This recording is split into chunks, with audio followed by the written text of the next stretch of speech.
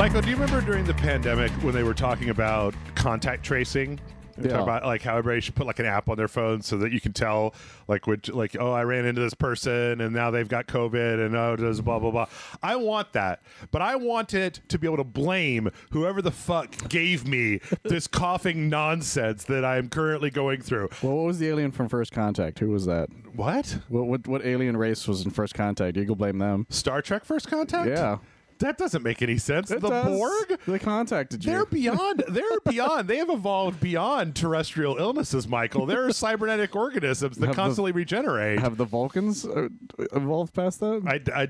Because that was who showed up in First Contact, right? First, what was the Borg and the Vulcans? Anyway, we don't have time. We don't have time for that. Welcome back, everybody, to the RageSelect podcast. Here, RageSelect. I am a sick Jeff, and I'm Mike. Making really weird references. Yes, please. You all will have to excuse me. I'm on the mend, and I think I'm doing all right. Michael and I tried to record earlier this week. The reason all the videos were out of whack is because I couldn't. I was just coughing too much, and I'm probably going to cough today as well. Yeah, Jeff almost died. But I'm hoping that I've got it under control. So I'm going to try. I don't have like one of those cough buttons like they have in the professional studios that I can just slam down my hand on. It's a mute button, right? Is that what it does? Yes. I don't need that. I don't want to be muted. No, never mute me. You can hear everything. There's sometimes where I smack my lips unconsciously when I'm doing certain types of videos. It's always when I'm explaining something for some reason. Like if I'm trying to do a video about how much I like this one game, and I always find myself smacking my lips when I do that. I'm like, why are you doing that, Jeff? Stop it. You're looking good, Jeff. Maybe that's what it is. You're like, oh yes, Elden Ring. Oh yeah. Yeah. Slower. Yep. So yeah, we've got a whole podcast, and hopefully my voice will not die before it gets to the end of the podcast. But before we get to any of the weird news that happened this week, Michael, I watched a movie last night. Really? Can you guess which movie I watched last night? BARBIE, whatever. Oh no, I'm not. Barbenheimer. The theater? No. Oh, something that's not in the theater. I'm coughing. Okay. I'm coughing. I'm not going to the theater. Not to say that I don't want to. Transformers. No, I already watched that. Well, then I don't know. Because I don't know what else came out. I watched Resident Evil Dead Island. Oh, God, I forgot that was the thing. Which came out on video on demand this week. And I was thinking about it last night because I was watching it. I was like, man, I'm having a great time watching this movie. I don't know if it's the cough medicine or just how bad and stupid it is, but I'm having a great time. And I was thinking how like I'll come onto this show and I'll be like super critical of stuff like The Flash, or I'll be like, John Wick 4 was too long. I'm going all this in-depth detail about like movie making and structure and characters. Resident Evil Dead Island. This movie is stupid as fuck. It's so stupid. It's the Avengers of Resident Evil movies because Leon and Chris and Jill and Claire and God, what's her face from Zero? I don't remember her name, to be the honest. medic lady. Yeah. It's like they all team up and they all have to fight against this new villain on Alcatraz, and it's totally a Resident Evil level. And everybody gets to do their little Resident Evil thing. Leon is all quippy and Chris is stupid and like, you know, so all is that Chris stuff. in the Hawaiian shirt the whole time? No. They have to infiltrate the Rock as like tourists. Because I saw that image of him wearing a fucking Hawaiian shirt to Alcatraz. The funniest part of the entire movie, I literally started laughing. I think it's in the trailer. There's a part where the whole team is together and they're getting ready to fight like the big monster at the end. And so it pans across them all getting ready like it would in a superhero movie. Like, you know, the Avengers where they have that spinning scene where they're all pulling out their different things and tighten my shield and do whatever. Except every protagonist in this movie, they pan across them and they all just pull out a handgun. Every one of them just has a different handgun. And I was like, guys, you're literally standing next to like rocket launchers and plasma rifles and stuff. And you all are just like, I'm going to take out my handgun. I'm going to take out my handgun. I'm taking out my handgun. It was a dick measuring contest. The villain is so stupid. His reason for being a villain is dumb as hell. There's all these references to the things that have happened in the Resident Evil. There's a point where Chris fucking Redfield references his little buddy from RE6 Pierce or whatever. Oh yeah, Pierce. He's like, I had a partner one time. His name was Piers. And I'm just like, what? They talk about how Jill was mind controlled by Wesker. I'm like, I don't know if a person watching this movie would be like, because it's a 90-minute movie. Yeah. So it's not like we have any time to really get into the backstory to explain of all that stuff. any of these people. Hunnigan has like a 2-line cameo. Really? It's so weird and bad, and I cannot recommend that you spend $6 to rent it off of Amazon like I did. By the time this comes out, that Good Omen show is going to be on there. The first season was fucking dynamite. I bet the second season is going to be great too. Hoping, yes. There's so many good things to watch. That Baki is back on Netflix. That's ridiculous.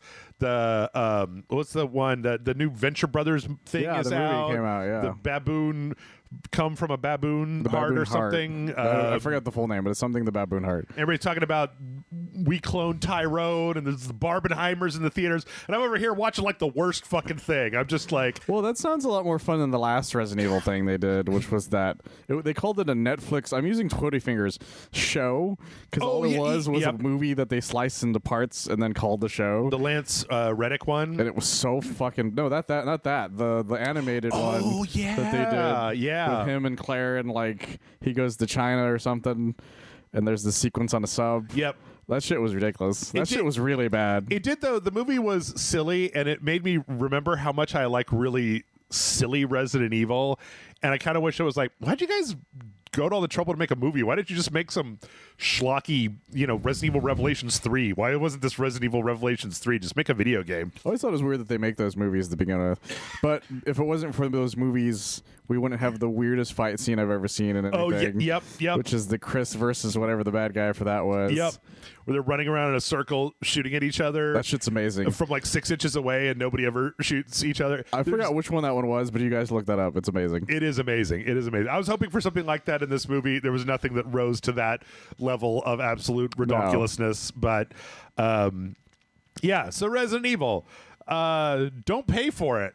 That's my recommendation. Or I don't know, do if you want to like the schlocky movie. It's kind of the equivalent of like a B movie.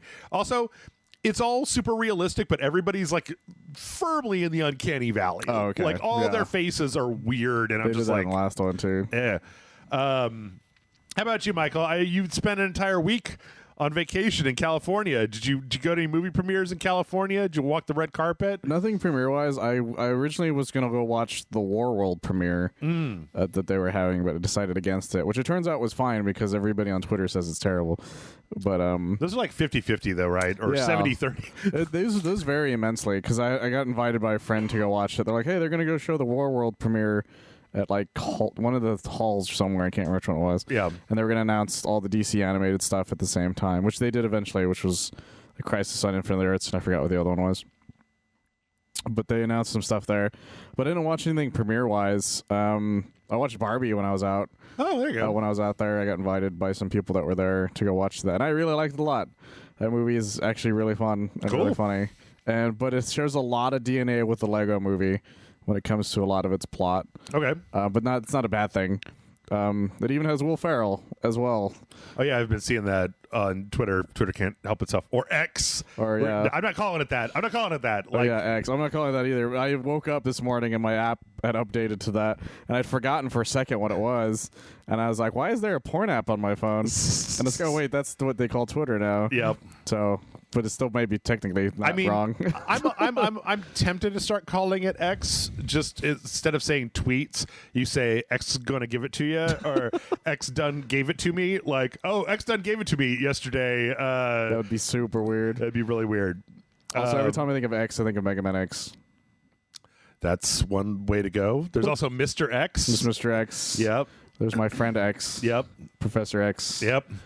A lot of X's. A lot of X's. I don't think we should go down this road too far. All my X's live in Texas. You know, that sort of thing. Yep, that's in there too. Okay, so Barbie was a good one. It was fantastic, but I did do a lot when I was there. I mostly just looked at a lot of stuff that was down there, a lot of exhibits. I saw so many copies of Amazing Fantasy number 15 when I was down there. Was that the Spider-Man? Yeah, the very first Spider-Man issue. I saw at least like 10 of them in varying condition and varying prices. One wanted 50,000, one wanted 600,000. Other guy wanted 15,000, that kind of thing. but they were all in it was crazy to me. It's like, this is one of the most important issues in history, and it's just there in the corner of this guy's booth for $50,000 Well, yeah, nobody's going to actually buy it. that we know of. Yeah. I mean, I know that if you were rich, like if you were rich, like not. Well, what about all the Chuck Jones guys at section? I posted. Did you see the images? Yeah, of those? Yeah, they had the Chuck Jones gallery guy there, and I overheard him talking about it. He's like, "I'm not going to sell any of these. I'm only here because they needed to fill space because all the celebrities canceled." Nice. But I did see, and I couldn't blame him because everything was like $2,000, and I was like, "I want to buy most of your product, but I don't have $2,000." I did see that you took a picture that they had a giant witch from Mercury. They did. There. Yeah, the And all Bandai. the figures and stuff, right? Yeah, you had to wait in line to get into the store section, and I was like, I don't feel like waiting in line to go look at Gundam models. Right. Sure. Because the place was covered in Gundam models. Like, every booth, a lot of booths had a lot of them, but they had some of their, I guess, exclusive ones, but I don't really know what they were. Yeah. But yeah, there was a giant Witch from Mercury Gundam there. And there was a lot of just like giant That would be anime Ariel, stuff. Gundam Ariel. Yeah, there was a lot of like giant anime stuff. There was like a life size Naruto with like a ramen shop display, a life size Sandland tank from the new game. Oh yeah, I saw that. Yeah. And then there was a giant Ifrit, which was really fucking cool. That one was super detailed. And then I found the Dragon Ball booth, which had these giant balloons, because they weren't like statue ones, balloons of the Piccolo and Cell, but they had like life-size, like they looked like action figures almost of the Dragon Ball figures. Like it was just like life-size figure arts of the Dragon Ball characters, which was really cool. But there's a lot of stuff like that as I walked around. A lot of great cosplays. Took a lot of images. As much as I could. You had yourself a good time. I did. I'm still exhausted from it. I feel I'm not as sore as I was because I walked for like 5 days straight. Sure. But I bought this really cool 3 Caballeros painting that's hanging on my wall now. I also got to meet John Romita Jr., which was really fucking cool. Yeah. He's a sweetheart, and he talks as New Yorkan as you expect him to. Okay. And then I still got a signature from him. Got to meet Tom Taylor and Philip Kennedy Johnson, who are currently writing a lot of the Superman books. He's also writing The Hulk, The Incredible Hulk, which is also really good. I highly recommend those. So I get to tell them how much I love their work. But yeah, we got to do that. I also went to a fancy-ass restaurant. Cool. Called Anime. Uh-huh. Yeah, it's spelled like anime, but with an A. But with an A after the M. And I had Wagyu, I think that's the name of how you say it, Wagyu beef. Uh-huh. And that shit is delicious. But it's also super expensive. Oh yeah, definitely. But it was paid for by somebody there. Anime Los Angeles? No, there's an A in between the M and the E. Oh, okay. I put it in the wrong place. Anime. Yeah, I think it's still giving you something else. It's still giving me something else. Wait, does it say no? Don't show results for oh, there it is. There it is. Oh, okay. Yeah. Oh, that was fancy. It was hella fancy. That's a hella fancy place. I was worried that it was too fancy because I felt underdressed when I was there. The chef was there too. That image of that guy, he was there, but he had like a backwards cap on. There you go. And so we were like, "Is that the chef or just a crazy person?" It's always good when you're on vacation to have like one really, really, really good meal, just because. I think that's what I had too on the left there. Oh yeah, Yeah, with the little kind of that sides sauce and stuff. was really cool. Mm-hmm. Yeah, it was like an egg yolk that they put that you mixed in with it. Mm-hmm. It was really good. Yeah, looks really, great. really good. Looks great. Cool. Well, welcome back. Welcome back to reality. I hate that I had to come back to our weather because it was so nice. It's nice down there. Like as we landed back, they were like, "Welcome back to Austin. It's 100 degrees." It's like, yeah, that sounds about right. No, one of the worst parts of the end of any vacation that involves leaving Texas and then coming back is the moment when you're re-exposed to the air in Texas. Yeah. So when you step off of the airplane and before in like just the little jet stream between there and the concourse, and you're just like, oh fuck, I feel it. I could feel it through the walls, man. Yeah, because we got down. It was me, Chris Cox, Martin Thomas, RageSelect. A lot of them are one of us. And when we first got off the plane in California, we stepped into the sun and we're like, it doesn't hurt. Yep. Is this what it's like for other people? That reminds me of when I was a kid, after I graduated high school, I went to Seattle, and it was like the middle of summer, and it was like 82 degrees in July, and I was like, I bought a light jacket because I was like, oh shit, like I could use a light jacket in this weather. Yeah, it was like in the 60s at night, and I was like, oh shit. It suddenly made sense, you know, when you watch a movie and it's summertime and people are wearing a light jacket and you're like, you're fool. What are you doing? Yeah. You can't do that. You're going to die. It's one of those things where somebody's like, I'm a summer person. I'm like, oh, you're a summer person not in Texas. Yep. Now I understand it. Yep. Well, speaking of Comic-Con, we got some announcements from Comic-Con, and nothing big, but we're going to start with one of those. This week, our news lineup is really weird because nothing really big happened. We had all the Microsoft stuff last week, but this week, very light news. So our whole first section of stories is nothing but like crossovers and fan service. Okay. So yeah, there's not going to be anything big or interesting in here. Well, not it's interesting. It's just not like It depends on what your definition of interesting is. What yes, you mean. exactly. It's not like super mind blowing, is what you're saying. So we're going to start with. Last week they put out the Combat Pack roster reveal trailer, the DLC character reveal trailer for Mortal Kombat 1. It is a shame that this was leaked before. Yes. Like, this would have been mind-blowing to see without knowing about it. Yep. With all the different characters. As we knew from the previous leak, we have Omni-Man, we have Peacemaker, we have, Ermac, Quan Chi, and Takeda. Yeah. And then Homelander. And then Homelander. I don't know why Homelander gets to be like the big guy. I guess maybe I'm just so much of a nerd that I'm like, dude, Omni-Man would wipe the fucking floor with Homelander. Yeah, he Homelander could just turn around and murder him within seconds. Yeah. Like, Omni-Man would just pull Homelander's brains out, like, through his eyeballs. What is the name of it? Vought? If yeah. Vought was real, I feel like they paid the money to put him front and center kind of thing. Yes. I feel like that's what, like, realistically, that's what would have happened. But yeah, they all look amazing. Yes, and Omni-Man is the only one of the three guest ones who's never had like a physical form like that. If that makes sense. Yes, he's always been a comic or animated. Yeah, they did confirm they convinced J.K. Simmons to do the voice for it, though. Yes, which is really cool. So far as we know, John Cena and the guy that plays Homelander. Sorry, guy that plays Homelander. I don't know your name. I don't know his name. Have not. They're probably going to be sound alikes, but that. Kind of seems like J.K. Simmons is just like, yeah, sure. I feel like John Cena would do it. Out of the other two, I feel like John Cena has time on his hands. I bet they would. Unless the strike stopped it, I don't know. The thing I want to know, Michael, the big over-under here, right, is there going to be a fatality? Okay. Is there going to be a think mark is what you're thinking? Well, is there going to be a think mark thing? I'm pretty sure that the fatality is going to be him grabbing the other person and then going through the subway car where all the people that would be fun, or get all fucking pulped on both sides. I'm like, that seems perfect as a fatality. Either that or it could just be where he kills who's the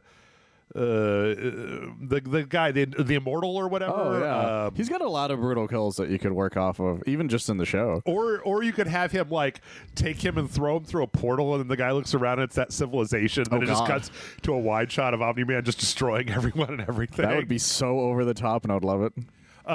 Yeah. So yeah, this is a great lineup. The only thing is, I wish that I don't know, like. I don't like Quan Chi. I think Quan Chi is a cheesy cheese ball. I think that I don't like that motherfucker. And Takeda, whatever, man. Takeda's a weird one because he's the only combat kid to return, and I don't understand why. Because he's like, he wasn't popular enough to even be in the last Mortal Kombat. Everybody hated him. Yeah, he wasn't even in 11. Bring back that Master Blaster guy. Who's that guy? You remember what I'm talking about? The big guy with the little guy on his back? Oh, yeah. Oh, shit. From 9? I forgot their names, but I know exactly what you're talking about. Or hell, I would have taken a Kotal Khan. I love Kotal Khan. Bring him back. He was awesome. Well, there's a lot of really cool new characters, and yet they chose Takeda. Yeah. Of all people. That's all right. I got Omni-Man. That's cool. I'm more excited about Omni-Man than I am Homelander, to be honest. Homelander's a piece of shit. I'm more excited about Omni-Man and Peacemaker than I am literally any of the other characters. Yeah. So, yeah. Yeah, that's where we start. From there, we got a trailer this week. This is a very weird thing. Nickelodeon All-Star Brawl is back, and now it's Nickelodeon All-Star Brawl 2. Yeah, I got a sequel. Which is really weird because this more seems like an expansion to the first one than like a full-blown sequel. Like all the same characters from the first one are there. There's going to be new ones. they announced Squidward and Jimmy Neutron in the announcement trailer. They said they're doing like they've revamped the stages, they've revamped some of the character models. I hope they revamp the combat because that shit was still bad. Yeah. Oh, they keep saying this like as a bullet point that like all the characters on day one will be voiced, and I'm like, yeah, man, that should never have been a question that needed to be answered. You should have never not had done that before, because that was I remember that was the thing that frustrated everyone in the last one. Because the entire time you played it, you're like, wow, this is really creepy because everybody's silent. Yeah. There's going to be a single player campaign.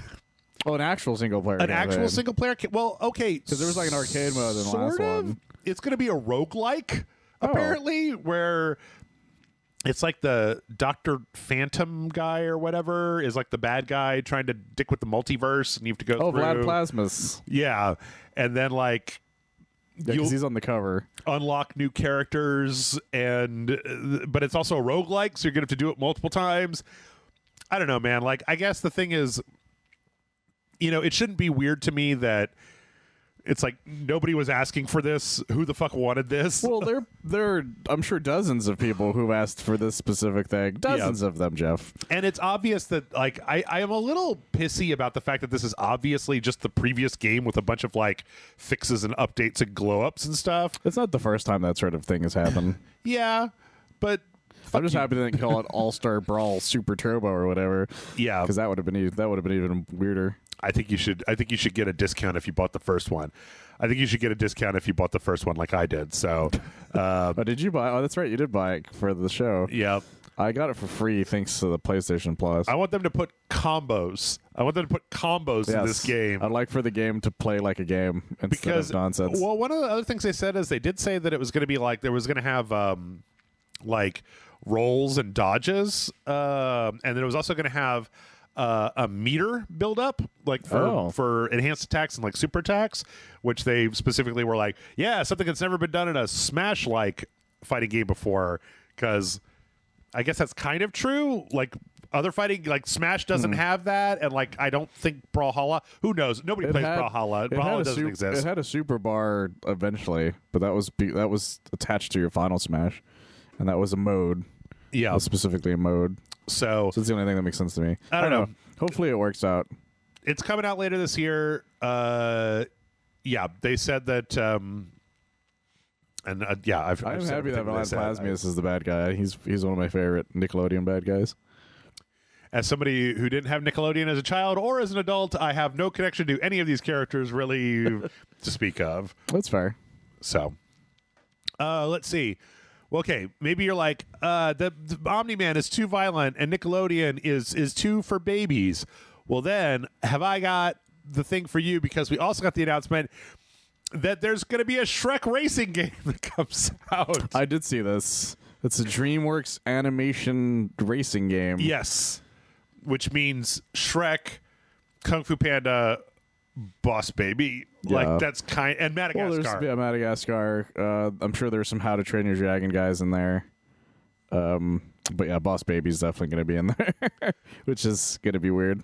But everybody's going to use all the Shrek characters, I assume. It just seems so weird to me, because it's like, have we really come so far in our nostalgia that people are like, yeah, a Shrek racing game, I can't wait, because it's like, this is going to be trash, you guys. Does anybody even play the existing Disney free-to-play kart racing game that exists, that is out there? Well, this has Shrek now, Jeff, and Shrek is life. The Nickelodeon one that came out like a year ago or whatever, that had all the same characters from the Nickelodeon show? No? Oh, how about Crash Bandicoot Racing? Are you still playing that? You're like the #1 fan for that game. Well, actually, people stopped playing because they stopped updating it. Because they used to do these events, and then they stopped, I think, like a year or two ago. So... I don't know. That's the only reason people stop, legitimately. Somebody's playing this stuff. It's like, because I know that the Shrek game isn't for babies, because babies don't know anything about Shrek. Like, there hasn't been a Shrek for a long time. I don't remember last Shrek. And I guess Puss in Boots was the last movie they did, but it didn't have Shrek in it. Yep. I guess Boss Baby maybe is for babies. Oh, absolutely. I guess Madagascar is for babies. Oh, well, they also said they're making Trolls Remix Rescue. Oh God. Like, I didn't think that. I guess that Trolls movie, like, what, during the pandemic when it was like one of the only movies in theaters and it made like a shitload of money. It made a lot of money, and they made another one not that long ago.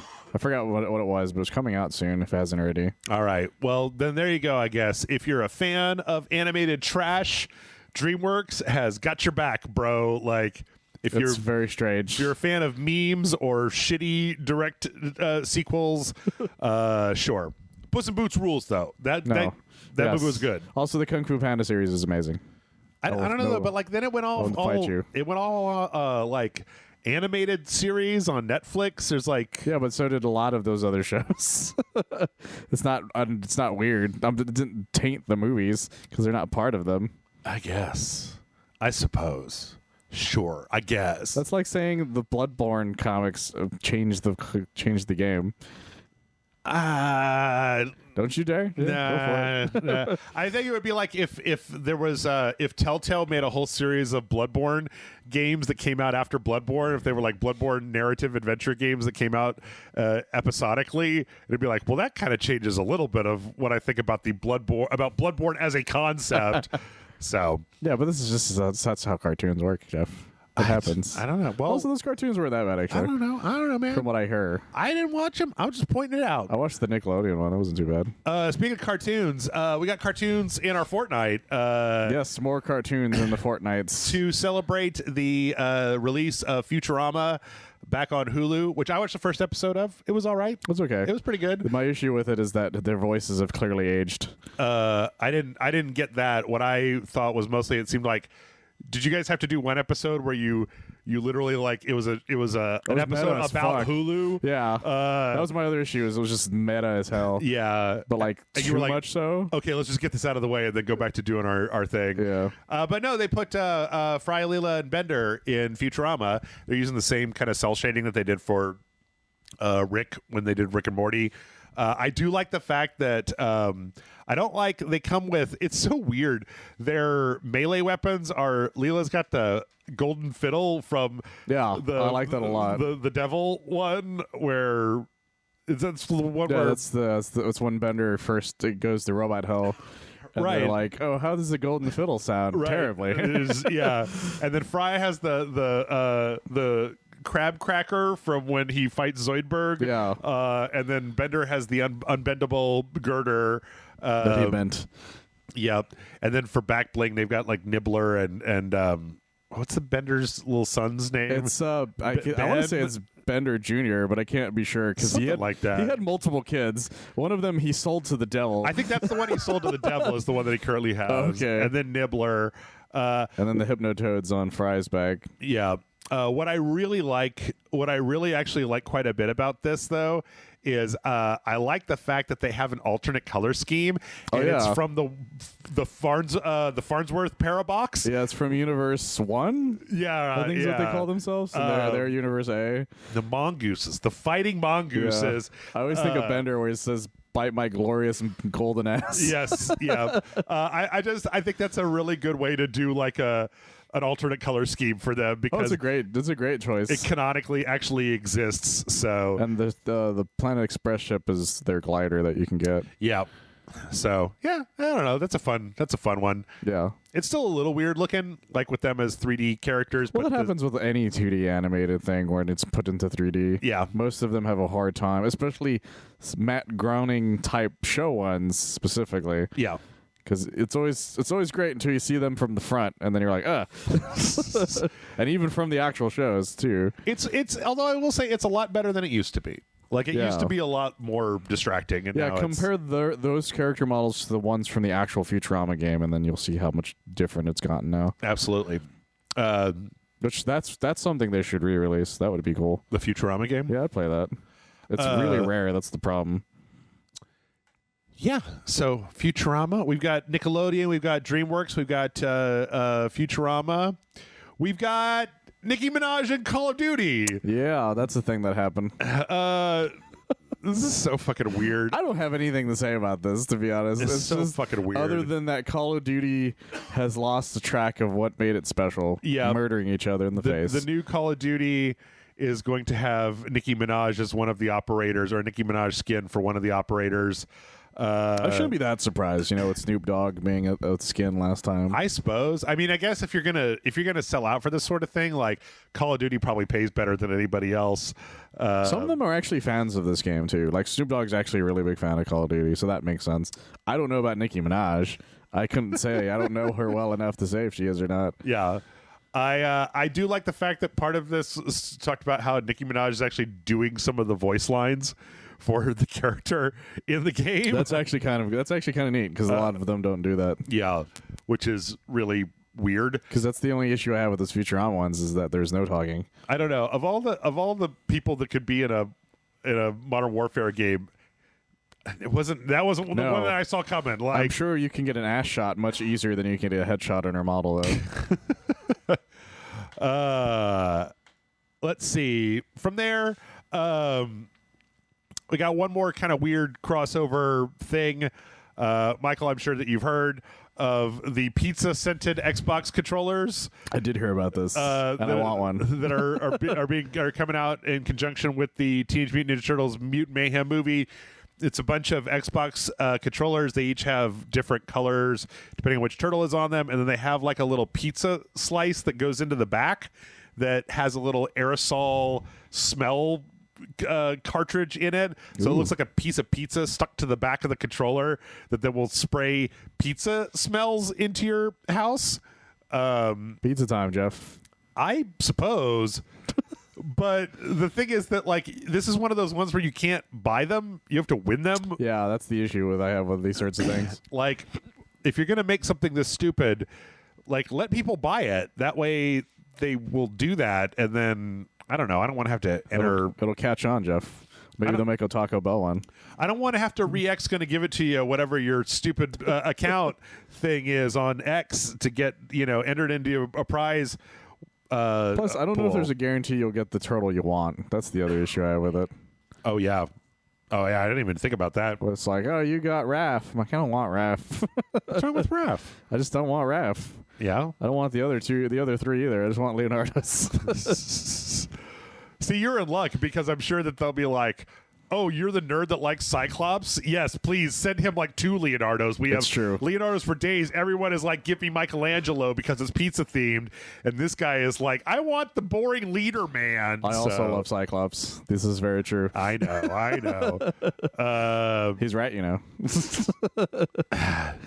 I saw a meme the other day online that was like talking about how like half of the time that you see pictures of Cyclops is with him just like kneeling on the ground screaming with like all of his clothes are rent and everything's on fire around him. And that's like 50% of the time that you see Cyclops. Well, my favorite is that one where it's like X-Men plots and most of them are like an alien shows up to fuck up Scott Summers' day. Yep. Or an X-Men shows up to fuck up Scott Summers' day. Yep. Like that's most plots is just to fuck up Scott Summers' day. You gotta fuck up Scott Summers' day. How else are you gonna have an X-Men plot without fucking up Scott Summers' day? Let's see. Speaking of stupid shit that nobody should ever have to deal with, let's talk about Ubisoft. Let's not. I hate them. They suck. We got a whole bunch of Ubisoft. God, I hate them. So, yeah, me too. Specifically this week, I hate them because they canceled Immortals Phoenix Rising 2. The only good game they've made in 20 years, I feel. I talked so much shit about that game, and it came out, and I played it, and I was like, you know what? And then I was a big fan of it. I was a champion for it. I was like, Ubisoft, you haven't done 100% wrong. You've done like 10% right because you put out this fun game, even though it was obviously like under supported. It had some cool DLCs. It was obviously didn't put that much money in it compared to the other games. Yeah, it's obviously used like a lot of assets from the Assassin's Creed Origins or whichever the one was where there were Roman. Yeah, Odyssey. Yeah. And then those motherfuckers canceled it. It's because they don't like things that are good. They'd like money. Well, actually, I assume that's all they'll get. I read through this article, and the thing is that the reason that they did it was because they fucked their shit up so hard. Okay. Oh God. in their latest investor meeting, they were like, well, we are assigning 600 additional devs to the Assassin's Creed franchise because, they done fucked everything else all the way up, right? Like, everything else is kind of fucked up, declining revenues, people aren't paying for shit anymore. Like, they've got a lot of devs that are leaving, they need more hands-on stuff. So they are assigning way more devs to Assassin's Creed because they have not destroyed that franchise just yet. However, they're also not hiring any additional people. So what they've obviously done is taken projects like Immortals, scrapped it, and then took everybody from that project and just dumped them into the Assassin's Creed fucking grinder to make the mobile game, the free-to-play game, and then the new game. That's a shame, because that's the only other thing they've got going for them. Because everyone knows that Skull and Bones is going to be a huge hit or whatever. Oh, man, I can't wait for it. It's going to sell bajillion copies. Yeah, Jeff. but Ubisoft's going to be buying Microsoft before the year is out. Yeah. That Skull and Bones money. This guy's going to make more $1 billion. It's so funny that game is not canceled. Like, it's still not even out yet. Like, we can't heard shit about it again. I can't imagine. I cannot. There has to be some kind of agreement that was signed, because otherwise, why would you not have canceled this? It looks like garbage. Nobody is excited for this game. It looks terrible. No one I know is excited in the least. So, I'm sorry, 800 developers. That's so much worse. 800 developers to the Assassin's Creed series. So much worse. As staff cuts and budget cuts across the entire organization, because they're not bringing as much money. I want to know if, I don't remember if we talked about it or if I canceled it, but what's going on with Beyond Good and Evil 2 now that the fucking head guy died? Like, we haven't heard anything for years about that. They keep saying it's not canceled. That's all we hear about it every time. Because somebody asked them about it, and they're like, is this still happening? They're like, yeah, sure. Of course it is. Yep. It's like Tekken Cross Street Fighter all over again. It's not. I don't think it's going to happen. Yes, just like Tekken Cross Street Fighter. Let's see. We also had some kerfuffle last week with Ubisoft. Somebody on Twitter. Oh, I heard about this. You mean X, Jeff? I'm sorry. On X Gun give it to you. Somebody Gun gave it to us about Ubisoft. Sent them. I can't. It's incomprehensible. Nobody else is going to know what I'm saying if I try to keep using that joke. No, we can't. Somebody posted an email they got from Ubisoft saying, "Hello, we noticed that you have not been using your Ubisoft account associated with the email address, blah, blah, blah, blah. We have temporarily suspended your inactive Ubisoft account and will be closing it permanently in 30 days in accordance with our terms of use. If you wish to keep your Ubisoft account, you can cancel its closure by clicking on the cancel button below," and then blah, blah, blah, blah, blah. The person said that they then tried to log into their account. They went through the process to do it, and then they logged into their account, and all of their purchases were gone. Anything they had purchased on the PC that was associated with that account was like no longer on the account. Now, before I get to before I jump up Ubisoft's ass too much, they did put out a thing saying that they do. That should not happen. That basically they have like you should never lose your games even if the account is closed due to inactivity. Yeah. I don't know how you get it back, but like a lot of back end shit probably. Yes. But apparently this is just a thing where after a certain amount of time of inactivity on their service, they will send you an email, and if you don't log in, then they will close down your account. Again, you are not supposed to you're not supposed to lose anything, DLC, PC games, things that you have purchased. Yeah, because then at that point, it's a consumer protection issue. Yes. Well, I'm sure Europe does not fuck around with those. I'm sure. Well, yeah, maybe in Europe. Yeah, I was going to say, I bet that whatever they have in their terms of service says, like, we can do anything. We can come to your house. We can eat all your hot dogs. So fuck you. Go to hell. But I do think, though, that this should be a thing where it's like, Ubisoft, are people not logging into your account for 4 years? That says a lot about Ubisoft. Like, maybe this, instead of worrying about shutting down people's accounts, you should wonder, why hasn't anybody logged into their Ubisoft account in 4 years? Yep. Because that is troubling. It's troubling for Ubisoft, not so much for us, because we just explained why we don't play a lot of Ubisoft games. Yeah, they decided they wanted everything to be the exact same game, and I got tired of playing that game. I wanted to play other games that were not that game. And they stopped letting me have Ezio's outfit in every game I ever played they ever made, because that was the thing that they did for a very long time. Why would I need to log into my Ubisoft account if I can't get Ezio's outfit in Far Cry 5 for the character I don't ever look at? Every game they made was like, you want to dress like Ezio? I'm like, yeah, I guess. Not really. I guess I'll dress as Ezio in the middle of Watch Dogs. So yeah, oh god, Watch Dogs 3. That was another thing that happened. I played all of that game. I played all of that game. I forgot it happened. I'm not gonna lie. It sucked. Anyway, yeah. So apparently Ubisoft will not be deleting your shit, but I don't know. Maybe like log into your Ubisoft account once a year. Set a calendar reminder. January 1st. Like, you know, wake up with a hangover and be like, oh, fuck, I got to log into my Ubisoft account today. It's like, okay, I've done it. Get off my back, Yeeves. I got to keep them Just Dances I bought. Yep. Let's see. Part of Comic-Con, we got a 5-minute Star Wars Outlaws thing. 6-minute Star Wars Outlaws thing. There was a display for this game that was there that you let you record a video of you on a speeder with a moving picture thing in the background. Oh, that's cool. To make it look like you're driving it. But the line was so long, I was like, I just don't feel like doing that. Yeah, part of this was, I mean, a lot of this was kind of, there wasn't a lot to this. I watched all 6 minutes Nothing that we of haven't already seen. Yeah, I mean, they kind of talked about the time period. They talked about all the different like syndicates and stuff. They talked about kind of wandering around. They did confirm you're going to Tatooine, because of course you're going to fucking Tatooine. Well, if you're dealing with crime bosses, yeah, you're going to end up in Tatooine eventually. You're going to have to go to Tatooine Jabba the Hutt's going to be like, you owe me 20 credits or whatever. They talk a lot about this new planet that's like a kind of like a scoundrel paradise where it's all fun. Windy all the time, and they talk about how like I don't know, it seems like these guys are doing like again, it's kind of like when we were talking about this when they originally had the trailer for it. I really want to believe that this isn't garbage, because it seems like they're doing it right. Like for once in their goddamn lives, these poor Ubisoft developers have been given like something fun to work on. Yeah. They talk about going back to like the Ralph McQuarrie paintings and like the prosthetics for like the monsters and stuff that were from the first game, and trying to really like recreate that in the engine.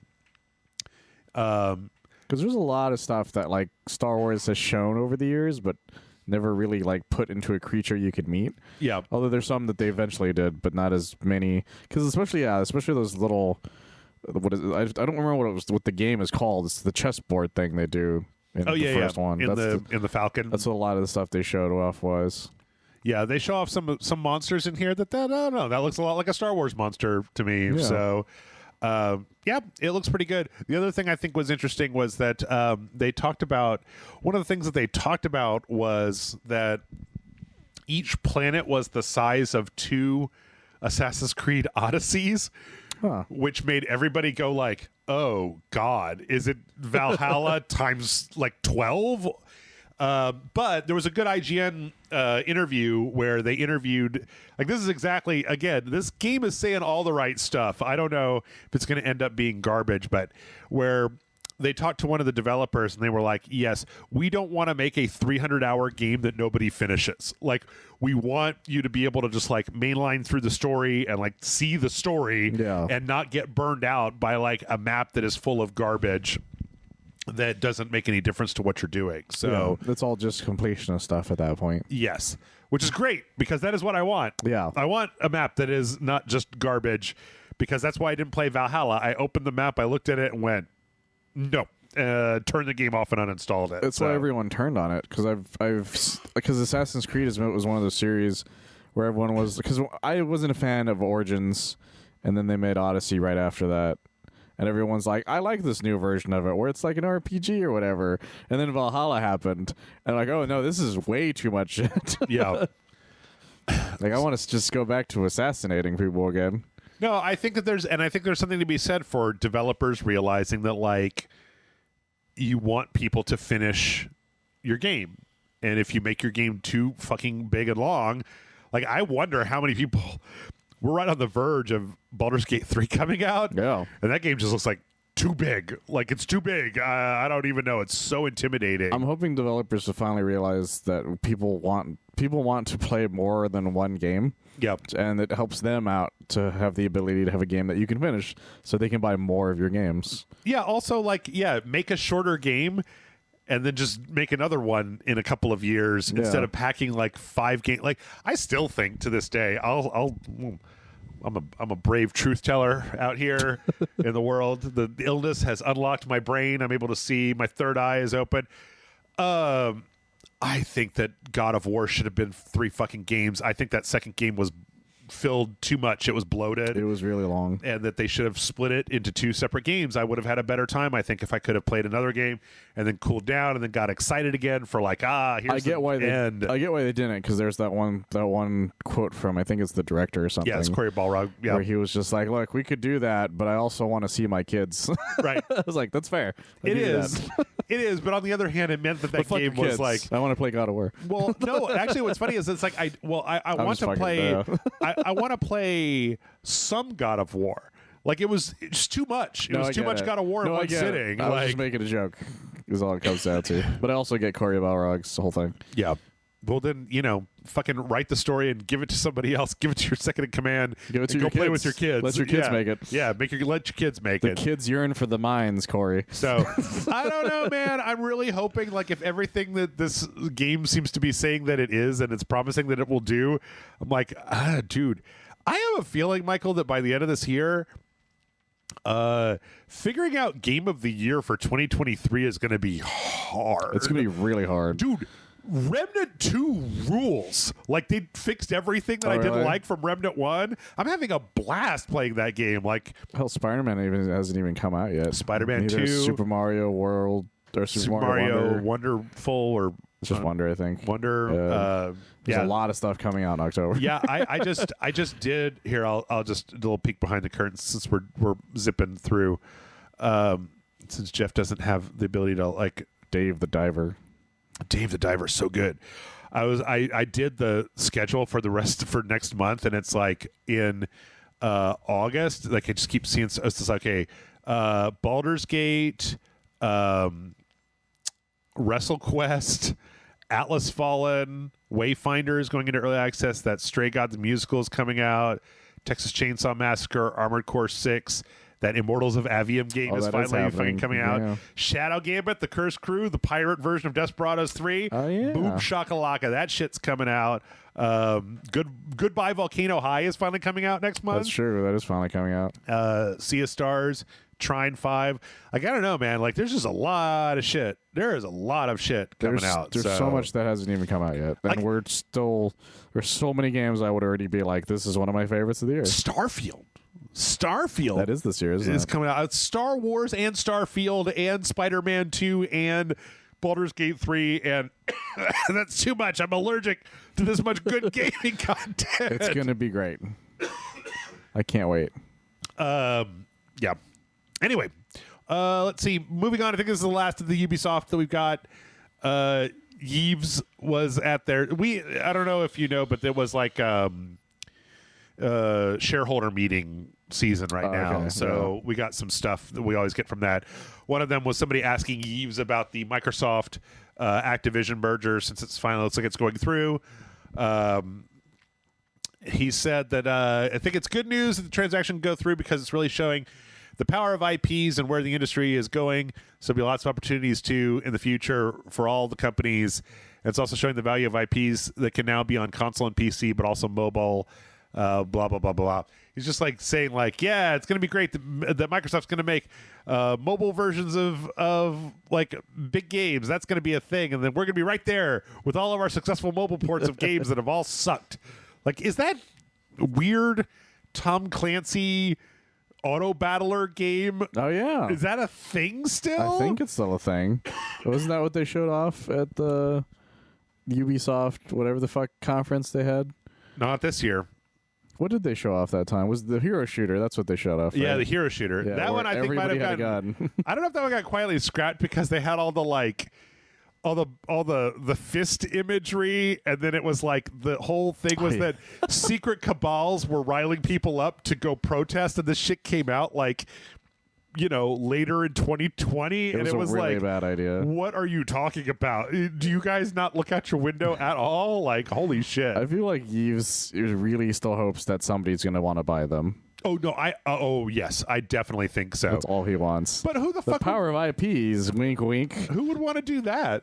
Like, who would want to buy them? I don't know. They don't have anything worth it right now. The thing is that you've ruined all of your IPs. Yeah, like, I mean, it'd be one thing if they didn't use their IPs. The problem is that they've worsened all of their IPs. Yes, I can't think of a single IP that they haven't fucked up. Rayman. No, they fucked up Rayman eventually. When they made the original Rabbids game, because it was supposed to be an actual Rayman game, and they're like, we don't have enough time to finish this, so it's a mini game that has nothing to do with Rayman. Yeah, but then the Rabbids got more popular than Rayman did. But then Rayman fucked up Rayman's fucking IP. Rayman got redeemed in Origins and Legends, and they haven't fucked him up since then. And here's the thing: nobody bought those games. I love those games.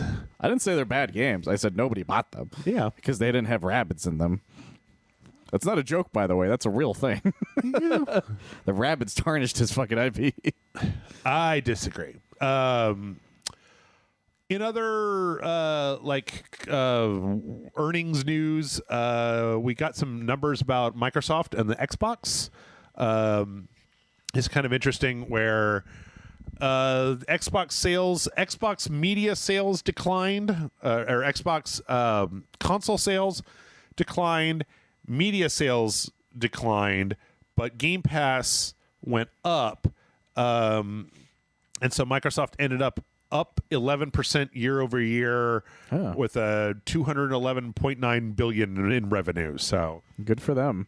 Especially, it seems that the Game Pass stuff is paying off in dividends. It's going to be interesting because I feel like they've been coasting on Game Pass, right? Game Pass has been like their lifeline to 100%. My Xbox hasn't been turned on in a long time. Part of that though is the fact that I've been using my Game Pass on the PC. Well, that's fair. That's exactly what they want, though. Yeah, you've fallen into their trap, Jeff. I know. Well, it just means I don't have to keep unplugging and plugging my PlayStation and my Xbox, right? I could just keep my PlayStation plugged in, and then I can play the Xbox games on my PC. That's fair. But it's going to be interesting to see, like, if we're on the verge of Microsoft really exploding between the big sale of Activision and, like, again, I think that a lot of the problems, quoting fingers problems with the Xbox right now is just that they don't have any. They need more specific IP that you need an Xbox to play. They need fucking Starfield, right? They need to be like, hey, do you want to play the next Bethesda game? You got to buy an Xbox. Yeah, they don't have anything that's worth like jumping on board for, because even some of the stuff they have has also been a PC thing. Yep. And I'm not saying that PC shouldn't have the games. I'm saying that they haven't made a game that's like that both sides are playing immensely. Yes. Because that's the thing with these games. Like, because Xbox has always had games that ended up on PC, so it's not an unheard of thing. It's just that the difference now is that nothing is worth owning on both of them at the same time. For like, because not everybody owns a gaming PC. Yeah, and the fact that those people aren't the ones buying your console stuff is kind of a bad thing. Yeah. Yep. I know it's a simplified way of saying things, but you guys get me. I agree. Let's see. This is an interesting thing that was just announced. There's a retro service out there called Antstream Arcade that has a bunch of old like retro arcade games and older games that they actually have like the license for. So it's like 1,400 different games. That's fascinating. And they're all like they're all different. They're all kind of different platforms. You know, you've got some Game Boy stuff and some Lynx and Genesis and MSX and stuff. And this is a service that is available on the PC currently that is coming to the Xbox. Oh. It's got a very strange pricing thing where it's like...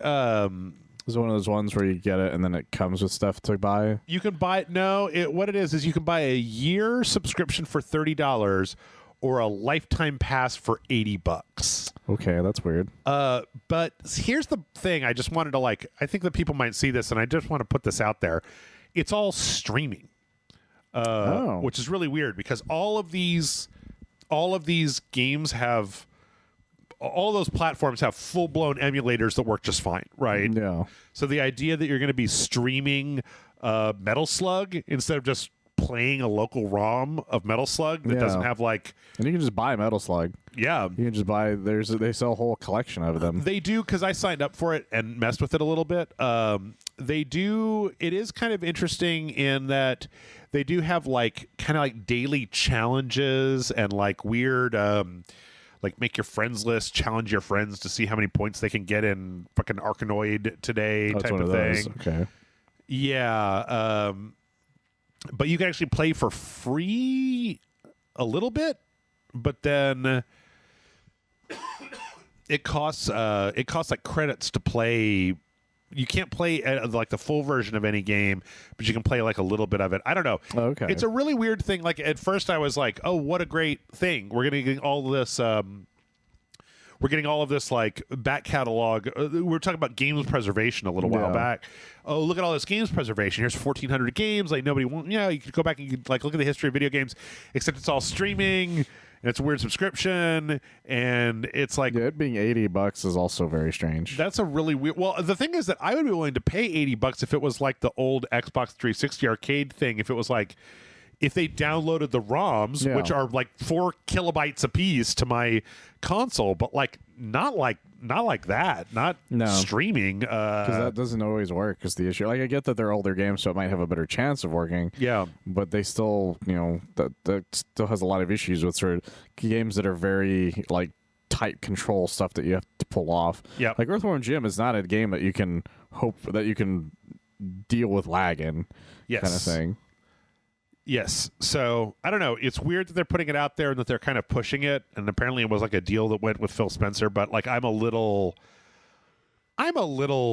giving this a little bit of a side eye because it seems like you picked up these licenses pretty cheap and that you're then asking people to pay to play. Yeah, honestly, a lot of games on there are not big fucking names anymore. Right. Honestly. And also, honestly, I don't know. This is the old pirate in me, Michael, but motherfuckers, I'm not paying anybody to play Double Dragon. I'm not paying anybody any amount of money to play Double Dragon. Double Dragon is free, and I don't care who owns the rights to it. Double Dragon is fucking free. The original arcade Double Dragon is free, and I will go play it freely somewhere that is not your service. Really easy to play any Double Dragon. Right. Yes. Also, there's 1,000 Double Dragons too. Yeah. The new one just came out. I played today. I when I was messing with this, one of the games I played was Smash TV. And I was like, oh yeah, I love Smash TV. I'll play Smash TV. I will not pay anybody for the privilege of paying Smash TV. I don't feel like paying anybody to play Earthworm Jim 2. Yeah. Which I do own on the SNES, so I don't have to. So take that. Yep. Okay. Let's finish up this first half here. Some crazy motherfucker on Reddit has figured out the entirety of all of the skill trees in Starfield. Jesus, they're ready? Sort of. By this is a lot of this is sussed out, but they just watched the trailers. Anytime they showed a screen and they were going through it really quickly, showing, just pause it. They'll pause it, yeah, and then find different skills, and they think that they've got a pretty good breakdown of the different skills that are in the game. There's a 45-page Google Doc that you can get access to that shows a variety of different things that they think they have managed to suss out everything. This is frankly ridiculous. No, it is. I'm not gonna say what I thought about saying originally because it's mean. It's more I want to say I'm impressed. Yeah, but I'm more afraid of his power. This reminds me of when there was no news for Elden Ring for a long time, and so the Elden Ring subreddit just started making up lore about Elden Ring. Oh, Jesus, based on nothing. But yeah. I'm more curious to see how much of it's right once the game comes out. Yeah, because he doesn't claim that it's exactly it in the document. Yes, it's he put speculation on it because he knows full well that not all of it's going to be right. But I really want to know how much of it is and how much of it isn't. Agreed. Let's see. And then last on the Starfield parade, we got a trio of little Starfield animated clips. I don't know if you saw these. No, I did not. Each one of them is, they're called the settled systems, and there's basically there's 3 of the different main settlements from the game. And they're kind of these little real small animated 3-minute things. Oh, okay.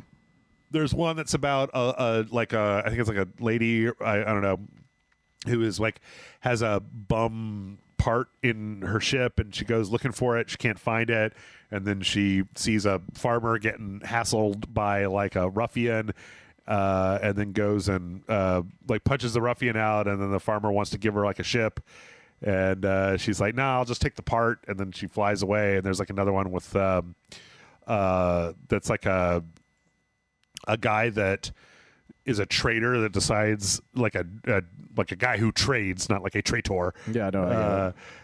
That decides he wants to be a fighter pilot instead, and so he signs up for the local military, and it has a little bit of a little montage of him flying around and shooting at stuff, and being happy about it. And then the last one was about these 2 people that were thieves. And then eventually, one of them wants to rob a corpo or something, almost like a cyberpunk guy. Yeah. And the other one is no, you shouldn't do that. And then at the end, it shows them joining up with the corporate security. So I don't know, just little flavor things. I don't know. I'm really excited for Starfield. The more they show Starfield, the more I'm just I really think that this might be it's been a long time. Well, okay, Fallout 4. We all know why that didn't work. Yeah. Fallout 76, we know why that didn't work. But every year when I go back to play Skyrim to get ready for the holiday Skyrim that we do every year, I'm reminded that man, Skyrim still holds up. That game's 15 years old? It's really old at this point. And it still holds up as a fun game to play. When Bethesda's really on point, they could be really good. There's a reason why Bethesda's been last as long as they did. If they were bad at their job, they would have failed a very long time ago. And they were only kind of coasting on Skyrim resales and the name Fallout for a bit there. Yeah. But hopefully Starfield is a return to form. Because like you said, Skyrim did well for a reason. Yeah. And there's a reason why people keep buying it every time they re-release it. Yep. So yeah. So yeah, I don't know. Go watch them. Looks cool. Although it's always fun to make Skyrim re-release jokes. I remember when they announced a Skyrim manga. I was they ported Skyrim to mangas because it's just the joke. That's funny. Yep, and that's it. That's it for part 1. We still have a lot left to go, but that's it for part 1. We're gonna go ahead and take a break. When we come back, we have more news left to go. Yeah. See you in a minute.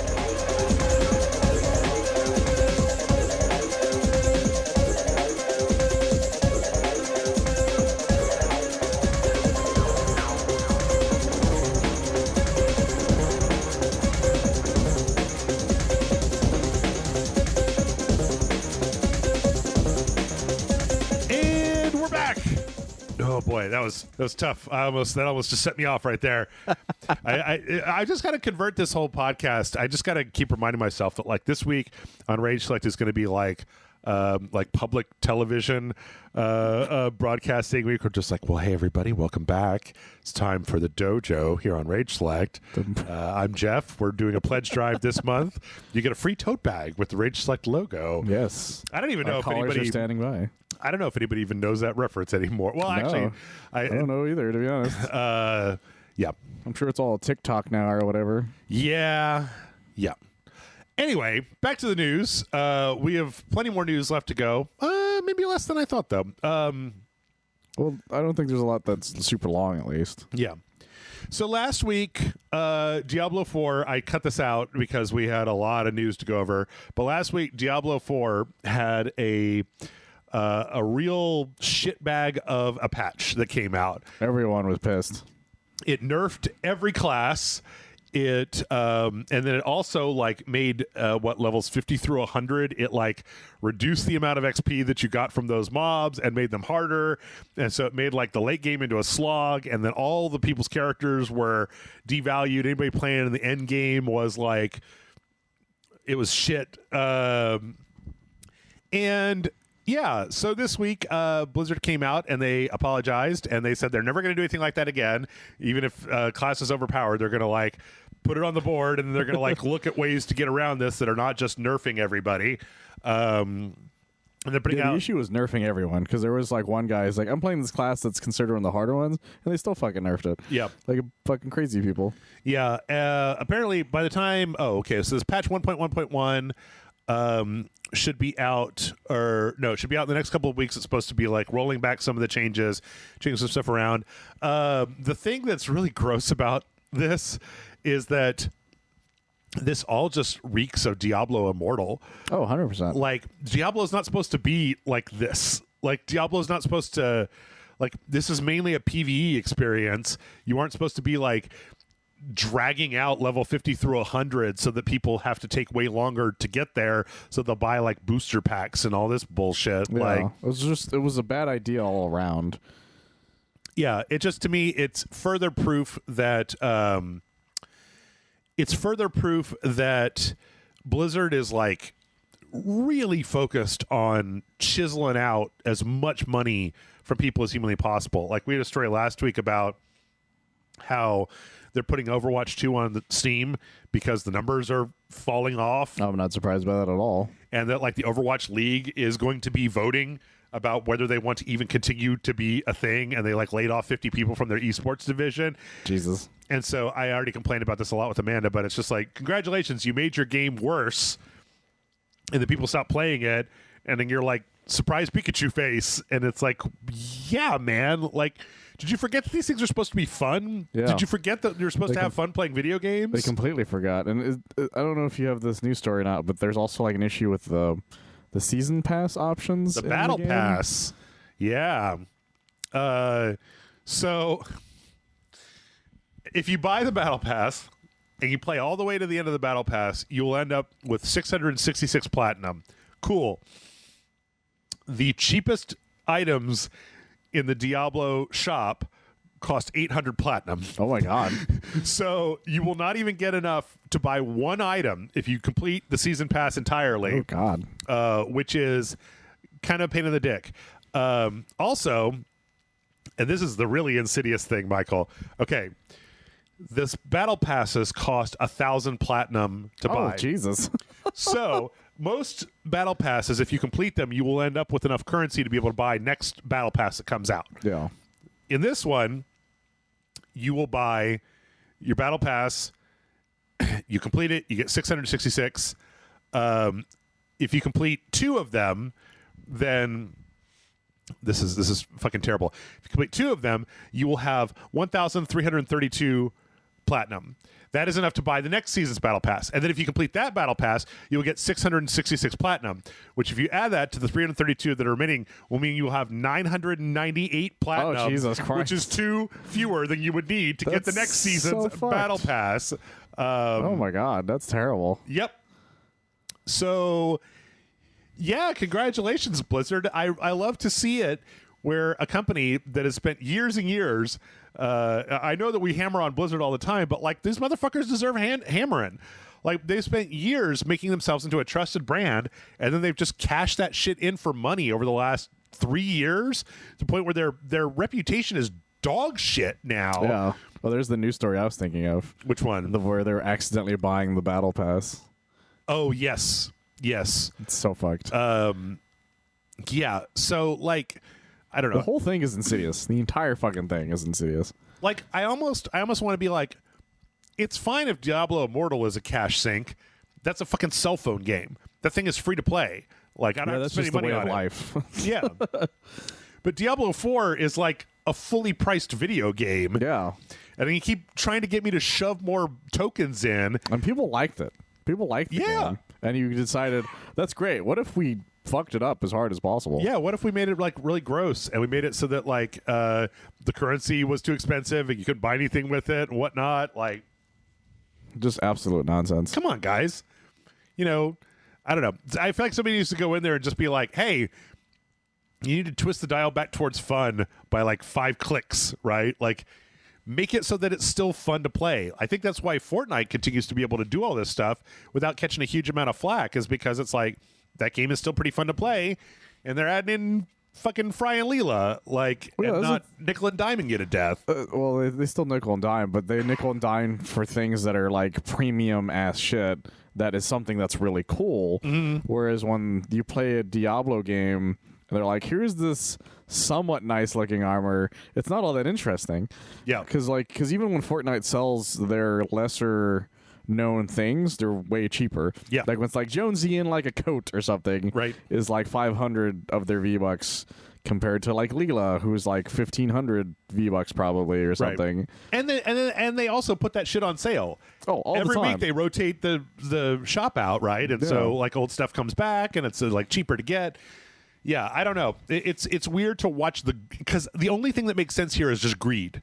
1,000%. That it's just the greed that they want more money, and it's like, if you guys just made a regular ass game, I don't know. Maybe this goes to all companies. Like we were talking about Ubisoft, where it's for years they've been like nickel and diamond and DLC and fucking, you know, experience points boosters, and here's some loot boxes to open, and that shit eventually is starting to catch up with companies, and now they're all just like, but why can't we make infinity money anymore? And it's like, because you can only do this a few times before we're all just like, nah, that's okay. Yeah, I think I'll go buy Baldur's Gate for $60 that has like 500 hours worth of like content in it, and just play that video game instead of your bullshit that I spend $60 on, and then you take away my power halfway through the game. Yeah, because we're at the point where there are so many, like we were just talking about how many games are coming out this year. Yeah, like we could easily be like, okay, I guess I'm done with this now, and then go on to the next thing. Yep.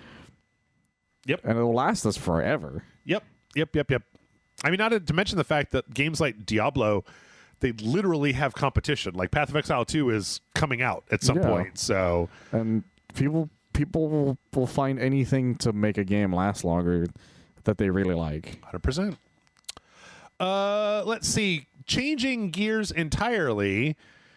Or let's see if my drug-addled brain can think of a good segue here. Speaking of money-hungry companies that don't know how to use their IP in any way, shape, or form. That's fair. Borderlands. Yeah. So, which magic trick did Randy pitch for a show off this time? No, this is weirder. So you know that company that's making that weird Silent Hill game where it's like everybody's watching the movie on Twitch, and then you make the choose your own decisions, but it's got like seasons, and like there'll be a canonical decision that gets made, but then blah blah blah, like this weird. Yeah, that's right. Twitch plays Silent Hill. Well, that company's doing the same thing for Borderlands. Really? Which makes me wonder, like, but why? But why? Yeah, how would that work? I really wonder, did anybody buy Tales from the Borderlands 2? Like, I forgot that even happened. Did Borderlands 3 sell really, really well? Like, are you guys thinking that this Borderlands movie that has now been delayed like 3 years is going to be anything but garbage? Because the guy that wrote it took his name off of it. Yeah, that's a bad sign. When that guy wrote, what was it, superhero movie? Yes. That guy took his name off of Borderlands, but not that movie. Yes. I'm still wondering how the fuck Kate goddamn Blanchett is in. I will watch anything with Kate Blanchett in it. But Borderlands is really pushing it. You're pushing it. You're pushing it. Randy Pitchford, you monster. So yeah, Genvid Entertainment, the one behind the Silent Hill Ascension, has announced that they're doing this Borderlands project called Borderlands Echo Vision Live is the next thing on the docket from them. I honestly think that this just comes down to the fact that Borderlands assets are really easy to work with and abundant, and they can slap something together. Well, not only that, Borderlands writing is also kind of batshit insane that you could probably just get away with a lot of half-assed ways of writing. That's true. That is true. It's a lot of improv. Like some of the stuff that people love from Borderlands 2 was just that guy improving. Yeah. The bad guy. Oh, the Handsome Jack. Yeah, Handsome Jack. He was just making shit up, and then they were making stuff out of it. Yeah. So like his butt pony or whatever the fuck it was, made of the diamonds. Yeah, the butt stallion made of the diamonds. Like that was a fucking ad lib if I remember correctly. So yeah, Yeah, but that's really weird. Like, I don't know why there's no release date currently. I don't know. It feels like Gearbox it keeps trying to make Borderlands a thing, and I know that people like Borderlands, but like, do you like it that much? Like, If it all would have worked if they did it when Borderlands 2 came out. Sure. 'Cause that was the hottest time for Borderlands 2. Yeah. And then after that, they didn't really do very well with it after that. I mean, Although people like the first Tales of the Borderlands, but yeah. Is Borderlands 3, it had DLC, but it's... I forgot. I don't think there's been an update to that. How did Tiny Tina's thing do? Oh, yeah. The Tiny Tina RPG thing from last year. I don't even know how that did.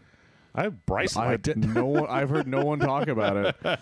It's not a game that like has like this huge cult following that usually pops up, but I haven't heard anything about it. That's true. Which is weird. Let's see. Another interesting entertainment news.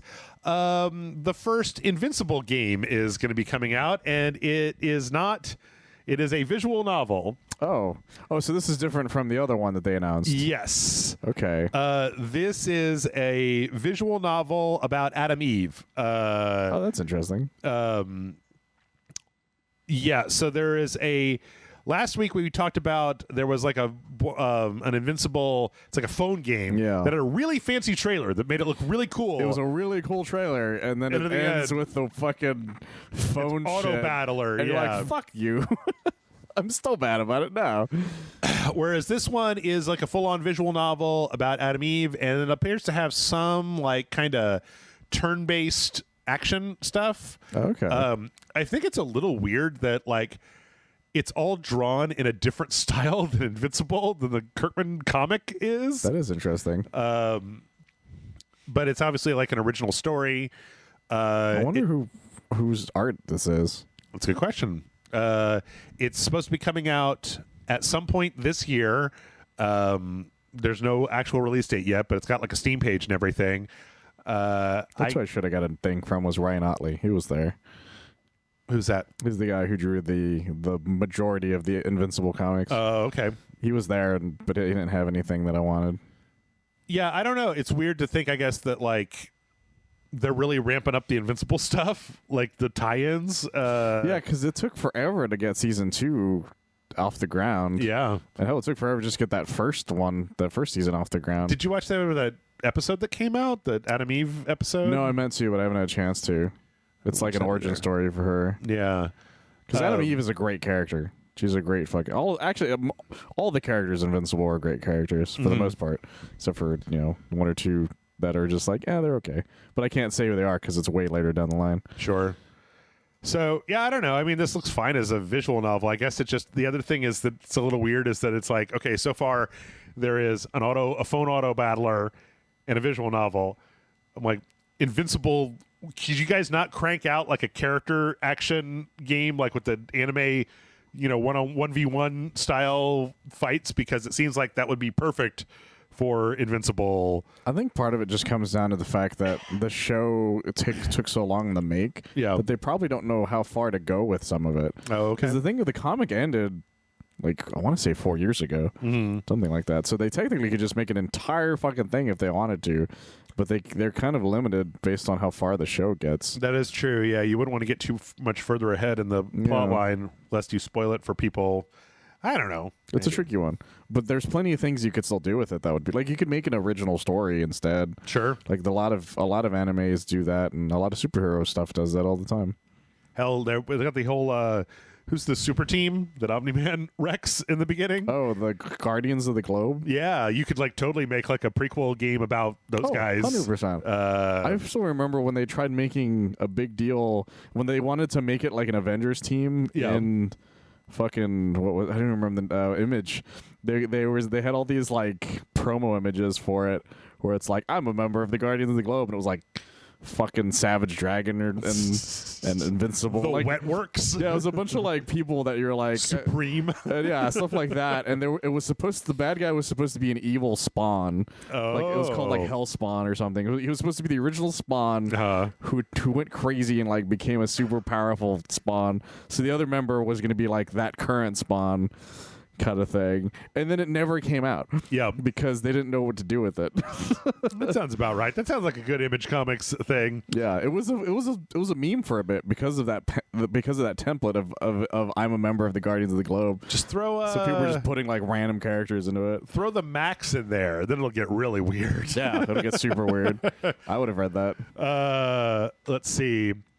We got a leak last week for the Project Q, the PlayStation 5 like little portable handheld thing that they were talking about. I was talking to Chris about this recently, actually. Yeah, and this is like specifically for like streaming, right? Streaming from the console to this thing. It's funny because this is the first time we've seen a lot of this thing. The person showing it off shows that it's definitely running some kind of Android operating system. Yeah. It also, like, the thing is that there was like it was kind of memey about like it's just like a DualShock 5 cut in half and they glued an iPad in the middle of it, and it's like that is exactly what it is. Like that is 100% what it is. I'm not shocked at all by this. It's interesting that it has a touchpad though. Yep. Well, it's also interesting that it's running Android because it means that it could actually run slightly lighter apps. So people are going to hack the shit out of it. This is what's happening here. Oh, fuck yes. I don't have no issues with this, by the way. Can't wait to see what people do to it. Yeah, Leaker also, they took off the screen and they showed kind of like what's going on behind it. Not a lot. It seems like it's mostly just a controller cut in half with like some battery, some speakers, and a few things. And I think if the price is worth it, a lot of like people with families and stuff will have a really good time with it. So this is Sony. So what would be a reasonable price to pay? $250. Either $250 or $300. 300? I feel like 300 is the max for some people. Okay. But they've sold the PlayStation VR for 400, so I wouldn't be surprised if it pops up like that at one point. Yeah, so if 300 is reasonable, I expect Sony to sell it for 400 and then be like, why didn't it sell? Oh, I guess people don't want that. Oh, because Sony's really bad about that. Yep. Everybody's like, why did the PSP fail? I'm like, I can tell you why the PSP failed. Too expensive. Its memory cards were the most expensive thing on there. Because you were like, oh, I need to buy a memory card, and they were like $100. Yep. Whereas you were like, oh, I need a memory card for my DS. Like, buy any of these SD slots. Yep.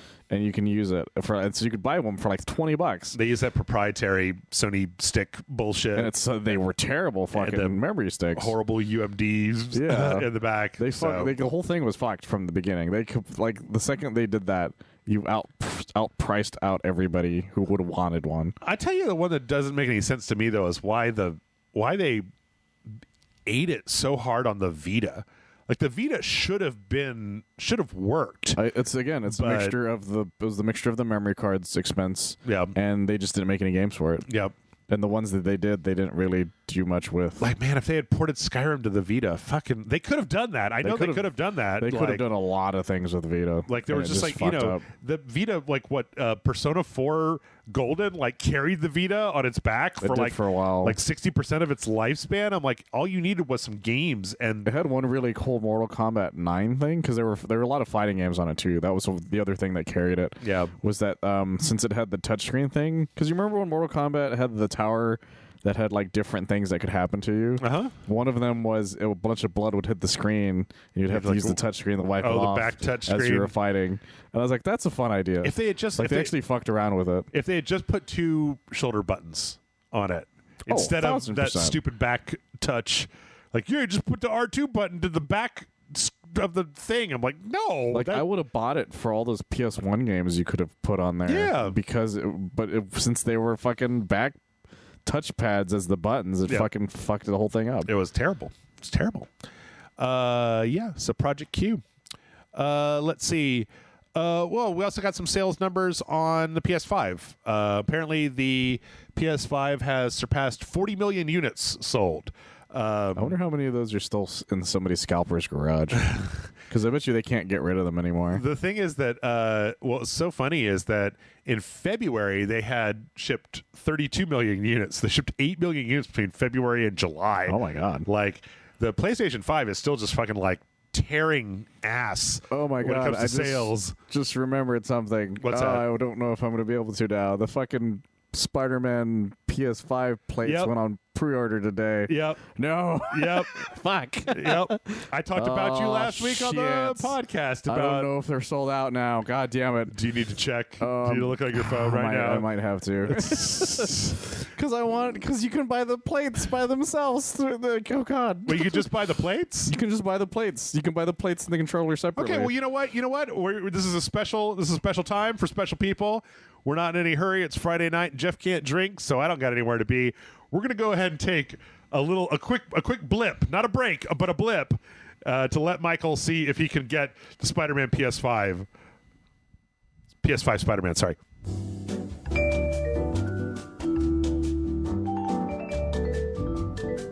So you got the controller. You got the controller, but you didn't get the face plates. But according to the internet, they made 12 plates. They made like 4 plates, and Michael didn't get one of those. But hey, man, I think you and I used up all our pre-order luck when we got the PlayStation 5. Yeah, when we got the actual PS5 itself, like day one PS5 guys, not like fucking we got it like when the day they came out. It was the only in the history of RageSelect, it's the only time when it was okay for somebody to be on their phone was Michael being like, "This shit is up. Let us do this right now." I've never seen it like we went so fast. Yep. And we got them day one. We have day one PS5s, which are much rarer than any other PS5 version. Absolutely. And mine works really well still. Yeah, although you replaced your plates on yours. Yeah, I made it all black. Yeah. I even got the black controller. I wanted it to be PlayStation 2 style. All right. So when we last left off, PlayStation 5s sold like crazy. Yes, whatever. They sold a lot. We just took a break. We just talked about selling them. Apparently, like that's the thing right now. Is I looked at the Xbox Series X numbers, and they're a little nebulous, but like it's roughly like half of what the PlayStation 5 has sold. And like, man, those are equivalent fucking systems. Like, I guess it's just the power of like God of War and Final Fantasy, and well, does it mention if it's a worldwide number or just like a U.S. or North American number? What, the 40 million? Yeah. Because that's the thing. I think it's worldwide. We have to remember that the rest of the world doesn't give a shit about the Xbox. That's true. That's true. But you would think that if you were sitting around going like, I wish I could play a next gen console, and there are no PS5s and they're incredibly difficult to get. But those Xboxes are just sitting on the shelf. That's actually what happened though. Back when the PS5 first came out. Yep. Japan actually bought Xbox Series X's for the first time. Yep. Because they couldn't find a PS5. I don't know. It's an actual thing that happened from what I hear. Again, it's like Microsoft. You need some console exclusives. You really do. You really need some console exclusives. One of the biggest reasons the PlayStation 5, or not even the PlayStation 5, but Sony consoles have sold well for so long is a lot of big time Japanese shows make their games specifically for the Sony consoles. Oh, like you're talking about like the Naruto's and like Naruto's, the My Hero Academia. And like any anime has a Sony game. Yeah. And in a lot of Kamen Rider and Ultraman and stuff, those things also came to Sony consoles more often than not. Gundam stuff constantly was only on Sony for a very long time. Oh yeah, that's true. Did you heard the sad news about the Overwatch Gundam? No, what happened? It's shut down. Are you serious? Shut it down. Like it's been a year. They're shutting it down in November. Like, oh man, whole thing is offline. I'm like, I liked that game. I liked it too. I didn't play it, but I liked it. I played it as much as I could, which wasn't a lot, unfortunately, because there's a lot of games out. Let's see. This is a story that I don't know. I have some feelings about. Naoki Yoshida, the producer on Final Fantasy XVI, is like really sick of people saying bad stuff about. Well, I don't know. It's unclear about like what exactly I'm curious as to what he's mentioning that's negative. They're talking about negative comments, negative Japanese comments, and the quote from him was, "There's a lot of people who just yell at you, people I've never seen, met, or talked to before. It's weird. What did we do to them? Perhaps they just write it from a place of negativity and malice. It's tiresome." And I'm like, okay, if this is about, like, this is a fine line I feel like I've been walking for like a decade now. Do not attack Yoshi P. No, don't do that. But it is fine if you want to go online and be like, Final Fantasy 16 sucks assholes and I hate it. Like, well, it's fine to criticize a game that you wanted to really like. I've seen there are plenty of criticisms that Final Fantasy 16 legitimately has on it. Like, that's one of the reasons it's not going to be like, Final Fantasy 16 is my game of the year. No, it has a lot of issues. Sure. Both with its story and both with its gameplay. Like, I didn't even know this was possible, but apparently a YouTuber beat the last boss so fast he never saw the final phase for it. He didn't even know there was another phase. I didn't even know you could do that. No, I told you when I did it, I beat the behemoth fight so fast that he couldn't trigger his second screen-killing attack, and I couldn't beat it. I had to restart the fight because I had gone through it so fast. Anyway, I'm not entirely sure what they're talking about here, but like I do want to say that like it is legitimate to be like, I think Final Fantasy 16 is poopy and I don't like it. Like, it is okay to think that because perfectly fine. Especially if your reasons are very valid. Yes.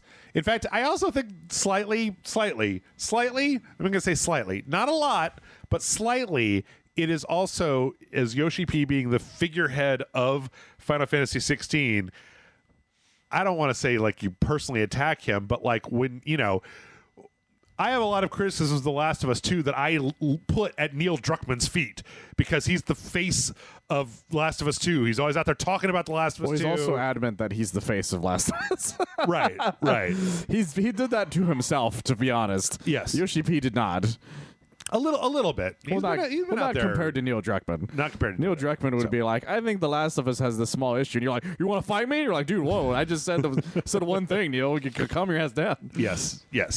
It's like a lot of people talk a lot of shit about Hideo Kojima, and I'm not out here like, hey, stop it. You can talk shit about Metal Gear Solid, but don't you make sweeping generalizations about my man Hideo Kojima. I'm like, do whatever the fuck you want to. I personally think that if you're a game developer, you should probably just stay the fuck off of all the internet. For the most part. You're not allowed on the internet anymore. Don't look at the comments. Don't look at any comment. Kojima is just one of the few that he's like, he'll pop up, say something adorable, and then just disappear into the ether. Yeah. It's kind of amazing. I think that people have been slinging shit at that man for so long that it's like he has the funniest movie reviews too, because there's two ways of knowing, or there's one way of knowing if he liked a movie or didn't. Yeah. Which is that he'll say beautiful, wonderful things about it. He'll be like, I saw this movie, and he'll talk at length about it. Or he'll be like, I saw this movie, and then that's the end of it. And if he said that, he fucking hated it. Yeah. It's amazing. I love that. It's so much fun. Yeah. It's like groundhog. It's like waiting for a groundhog to see if it got scared by its shadow. This is a weird thing. Lord British was online talking about how he wants to make Ultima Online 2. Oh. Apparently he's tried a number of times over the years. Like, somebody was talking about how much they loved Ultima Online, and he chimed in to be like, oh yeah, I've had this idea for taking Ultima Online and basically like revamping all the stuff that people liked about it, like putting it on a new engine and like getting it out there. And he's like, yeah, all we need to do now is buy EA, because apparently over the years Richard Garriott has gone to EA multiple times with ideas for using the Ultima license, which EA has but doesn't want to do anything with, and they're just like, nah, not interested. At which point, I think that, like, I don't know, is it unreasonable for me to be like, if the original creator of a franchise comes to you with, like, new ideas 5 times and you keep saying no, that they're allowed to be like, okay, I want to buy it back. You have to sell it to me now. I feel like at that point you should just sell something back to the person, because you're never going to use it based on that. Also, I've heard so many legends about Lord Richard Garriott over the years, because a lot of people we know has known him at some point in their lives. He used to do a lot of haunted houses out here, apparently. Yep. Back when Chris used to talk about that stuff all the time. Back when Origin was local and they were making bank, and they would just like, he would spend like thousands and thousands of dollars turning his house into this like crazy haunted house every year. So yeah, I've heard the legends of them, and they sound made up, but then I know so many people have seen them, so I know they were real. Let's see. We had a video from Riot talking about their Project L game. Fortunate name for a game I've ever seen. Yep. This one was talking about a concept that they have called duo play. I know this has been in other games, but basically it's like tag team, except that one person controls the other character. So like you're 2 people on the same team, basically. Yeah. And part of it also seems to be that when you tag the other person in, that they can like control the like a assist attack. They can actually control like the assist attack that comes in. It's a much rarer thing in fighting games to do. Because it's like you said, it's happened before, but I think the most famous example was Mortal Kombat 9. Okay. Had a mode kind of similarly, but it's not exactly like this, like you said, because the controlling assist thing, I think, is a fairly new thing to this. Yeah. Which I think is really cool. As a fighting game aficionado, do you have any like feelings about this particular game? Because it's like the League of Legends, the character branding and stuff is very strong, and it looks like a pretty well put together game, to be honest. Well, I don't care a lot about the League of Legends itself, but I like the idea of what they're trying to do with it. Because the thing about League of Legends, it's a very team based thing. Yeah. And I was laughing because I was listening, or I saw the quotes from one of the devs about League of Legends. Like, when you play League of Legends, a lot of people tend to blame their losses on their teammates. Because you can always be like, well, my team sucked. But when you lose in a fighting game, it's 100% your fault. Yeah. So we're anticipating some people to take that personally. So, and this is probably part of what's going to help them maybe alleviate that. Yeah. The League of Legends people are fucking crazy. That's a fact. They also have different assist types, which is kind of interesting. Well, that's a fairly normal thing in fighting games. But whether or not, but like you said, if you control the assist, like, how much does that change that? Right. Because in fighting games, like Marvel vs. Capcom 2 is a good example of that, where you're like, do you want them to be a ground one or an air one kind of thing? That usually changes it to where, like, you know, Cyclops does the optic blast upwards, or he does like a cyclone kick instead, right? That sort of thing. But if you control it, like, how much does that change? I guess if that's more of the single player thing, that's fair. But, you know, yeah, I like the idea a lot. Is really what it comes down to, because tag team fighting games are a ton of fun. Like Street Fighter Cross Tekken, that was one of my favorite things I did when it came out.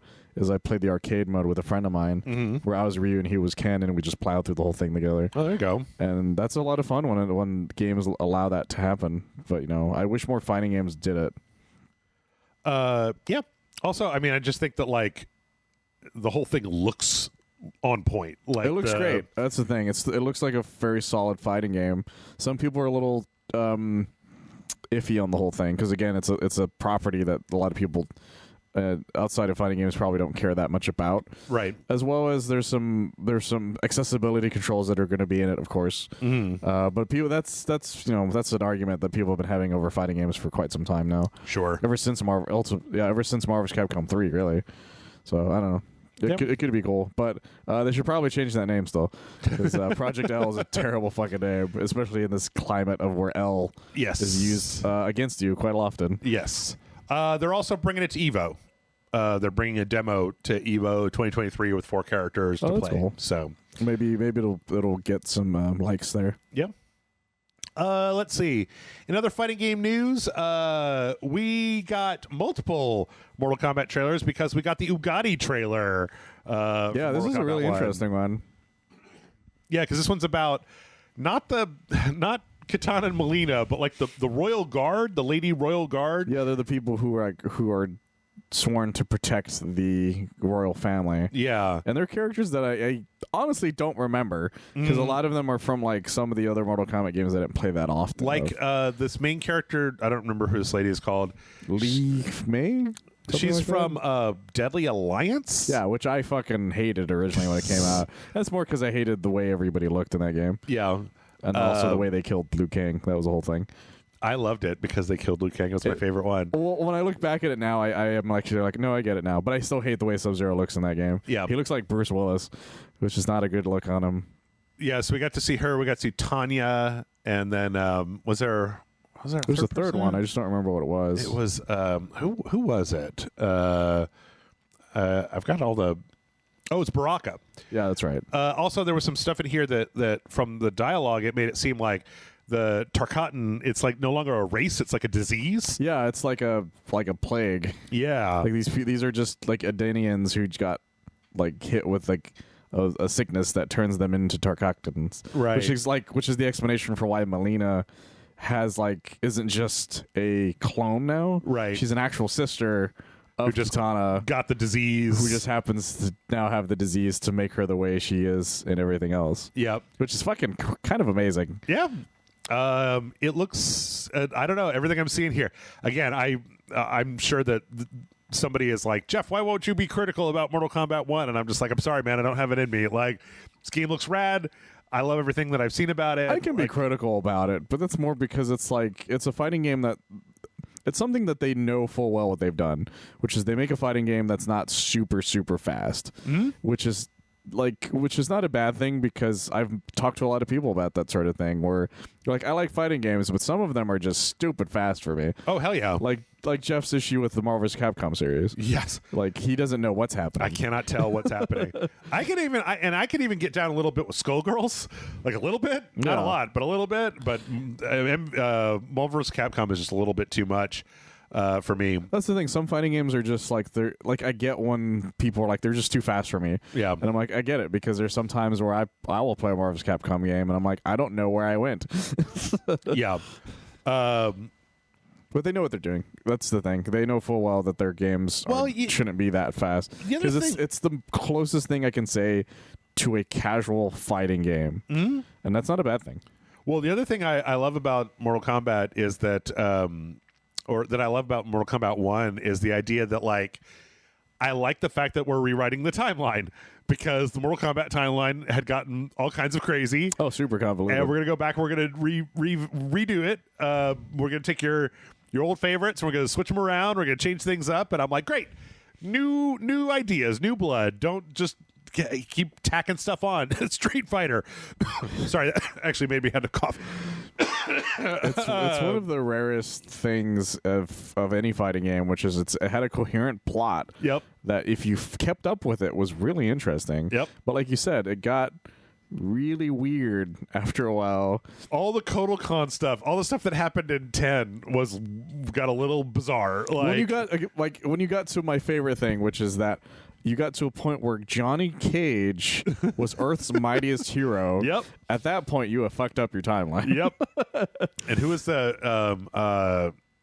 guy, the white face with the red, the big bad before Chronica from 11?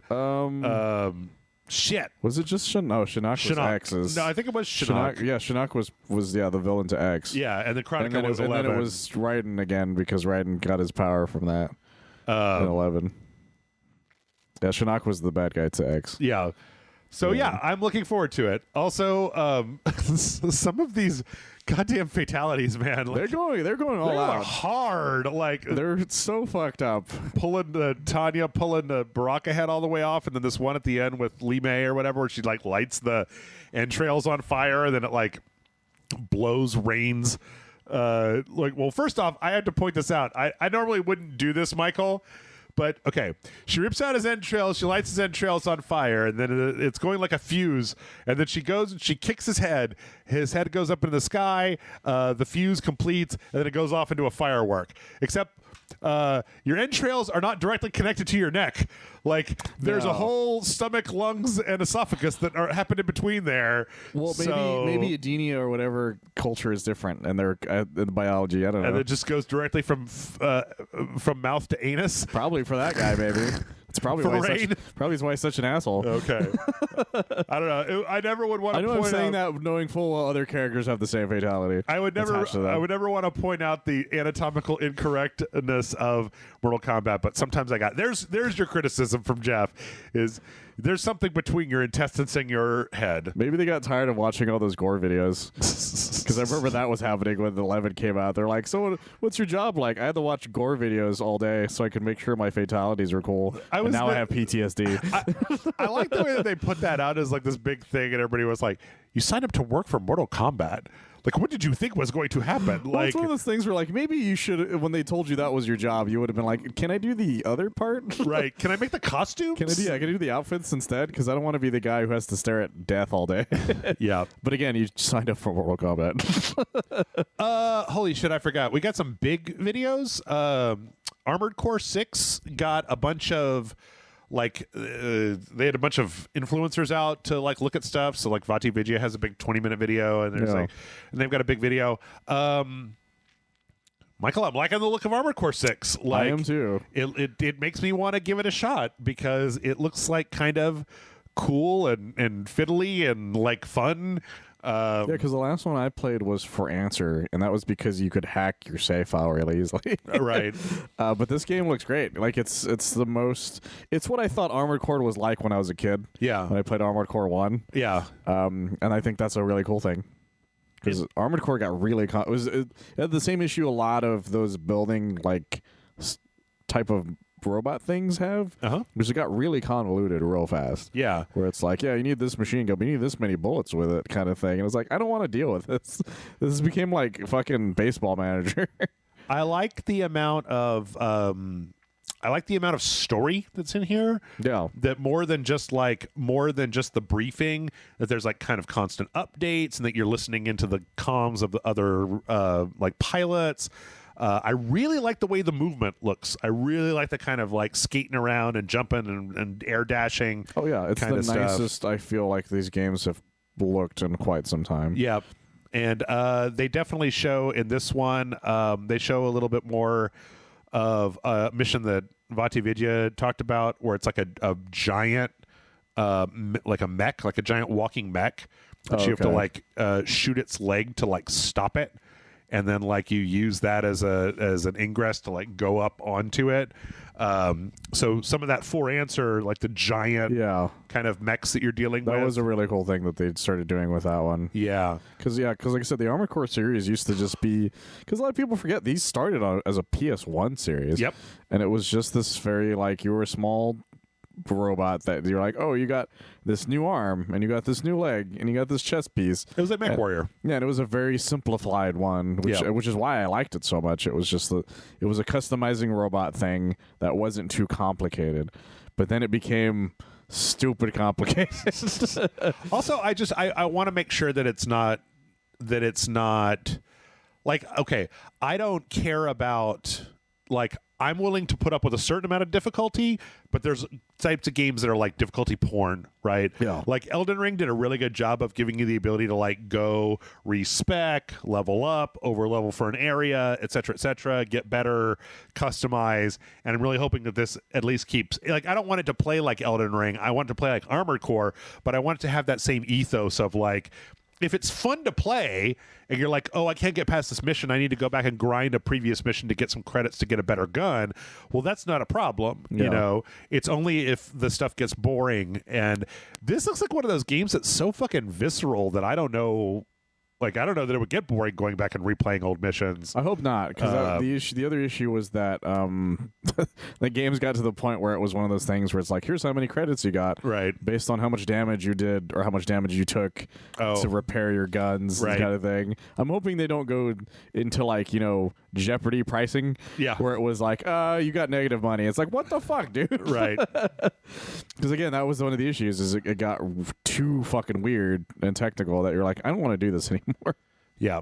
Anyway, I think it looks really good though. Oh, this one looks fantastic. Again, I'm talking about old ones. Yep. This is old man Armored Core talking the way I talk to Jeff about old Monster Hunter games, where Jeff looked at me like a crazy person. We're like, I had to walk up 10 hills with my bare feet and go to hell and hunt a paintball the monster, and you're like, what the fuck are you talking about? Had to memorize things, Jeff. I don't want to do that. August 25th. You know, it's like a month away. And it's got a great looking a special edition. Oh, yeah. There's like an Ultimate edition that comes with that robot button, like in a hanger as well. Oh, crazy. Which is like way more expensive, but it looks really cool. Yeah, it looks great. We also had a big 17-minute gameplay overview for Lords of the Fallen. I keep forgetting that's coming out.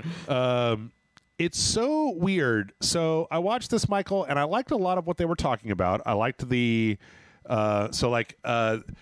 they're really doing their own spin on things. They're doing like so you know how there's like the living world and the dead world? Yeah. It appears that the dead world is like your Sekiro Shadows die twice, where like if you're fighting a boss and you die, you then go to the death realm and continue fighting there. And then if you can get through it, you can come back into the living realm. And there's like it's kind of a really cool thing where, let's see if I can find a piece where they show it.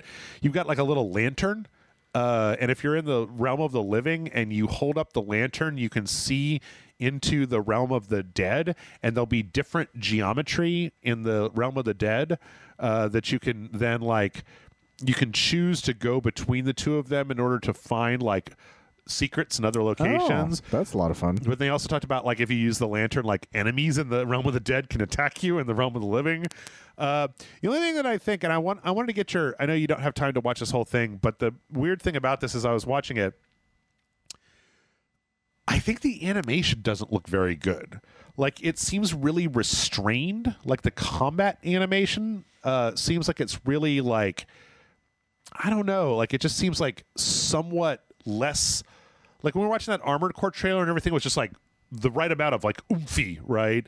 And, like, here, a lot of the moves just seem a little bit, like, they seem like they should be bigger, like they should be more bombastic, and they seem like restrained to me in a weird way. I don't know. No, I get it. It has the issue old Souls games had. Yeah, where everything was very basic. Right. Like you did like this one he's doing right here. It's like this sort of fire thing. Yeah. It's like it's a very basic way of doing it instead of this really like intricate way that Elden Ring would do it now. Right. Because Elden Ring like really pushed the limits on its animation stuff more than it did its graphical stuff. Like there was that move right there where that other character jumps and then he like knocks him out of the jump and he just kind of floats back down out of that. Whereas I feel like that should be a real like, I don't know. And we're not listening to it with sound, and you haven't seen this before, but I also feel like the sound is just like slightly, just not quite as. And I'm actually comparing this to Remnant that I've been playing. Like, it has that. Like, there's just a certain amount of like some games you need to push the animation to a kind of a dramatic limit. Like you think about like this area that we're looking at right now is this kind of like wooden stuff, kind of as a Bloodborne almost like kind of reminiscent of Bloodborne.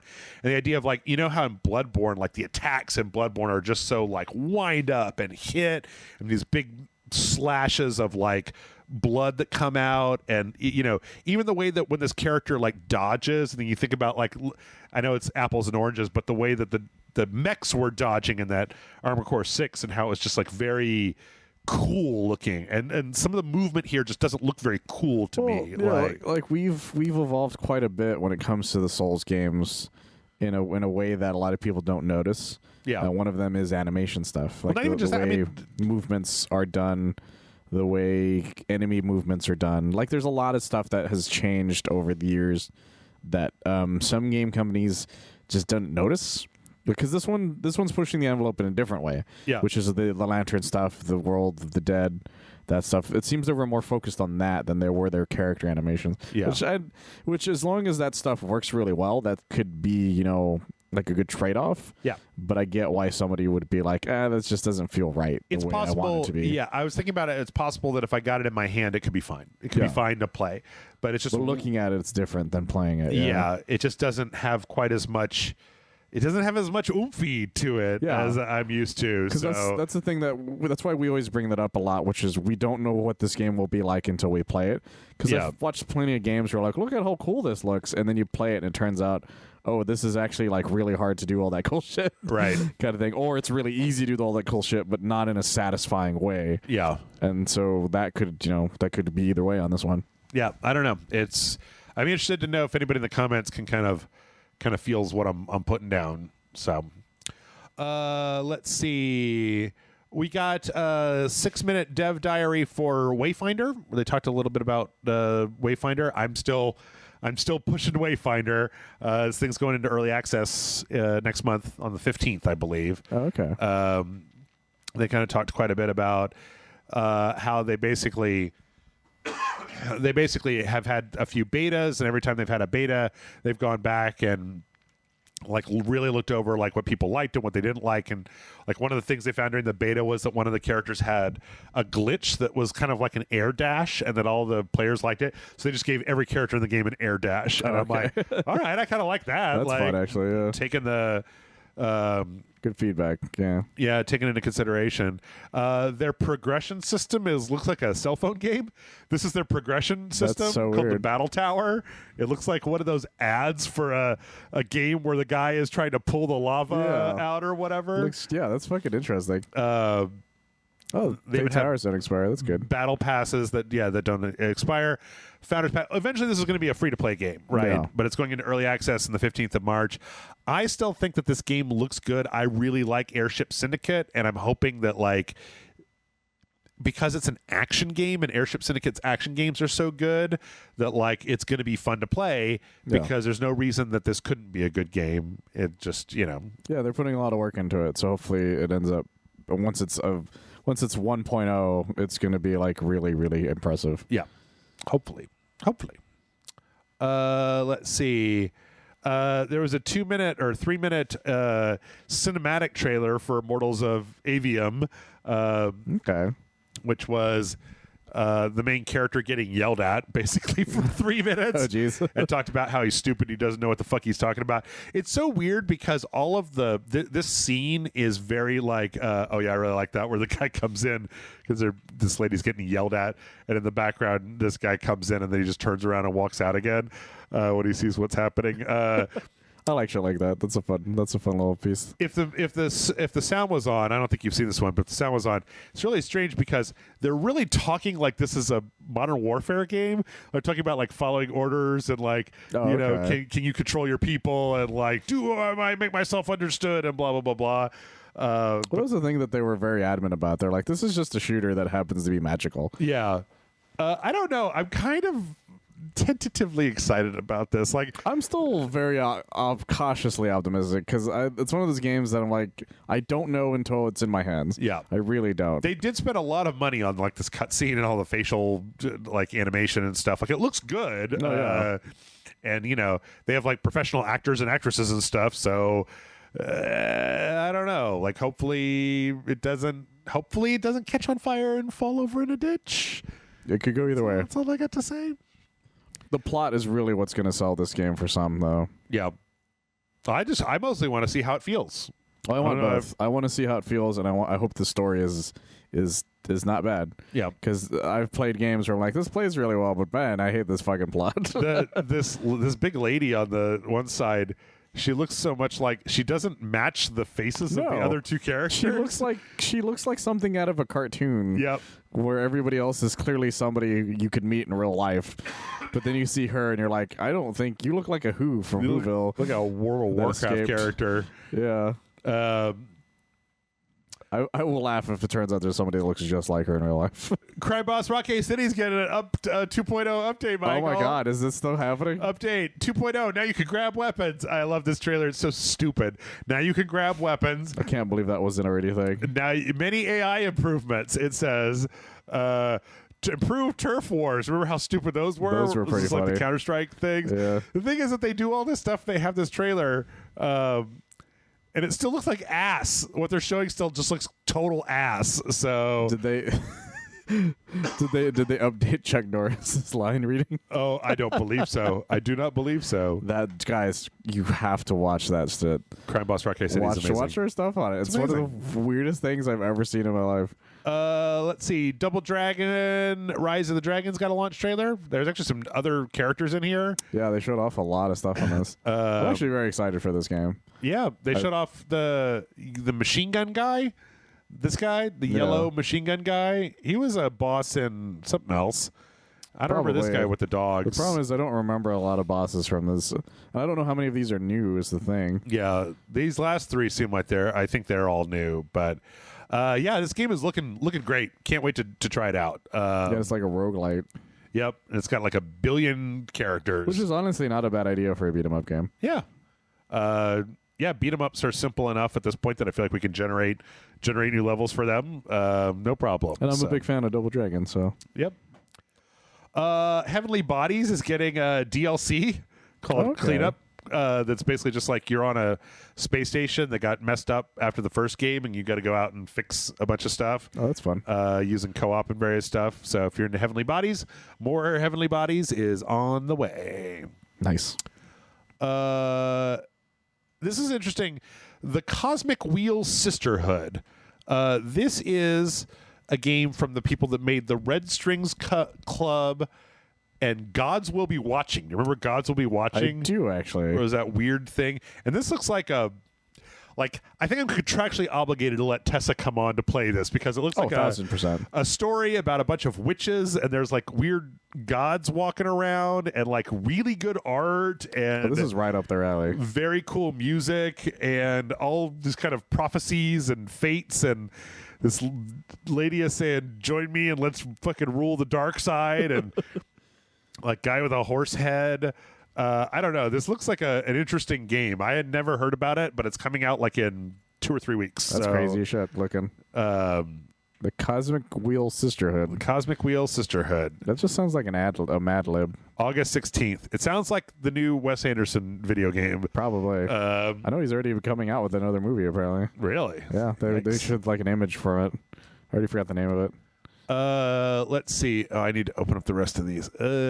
So Nintendo Switch Online is getting some fun Zelda games. They're getting the two Game Boy Color. Oh, the Oracle ones? Yep, Oracle of Seasons and Oracle of Time, I guess. That was an interesting time frame when those came out. Yep. I knew friends that had one or the other, and when you beat the game, you got a code that you could type into the other one that would change it up.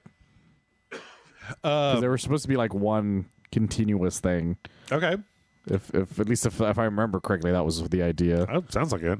Yeah, they put them both on the Switch Online.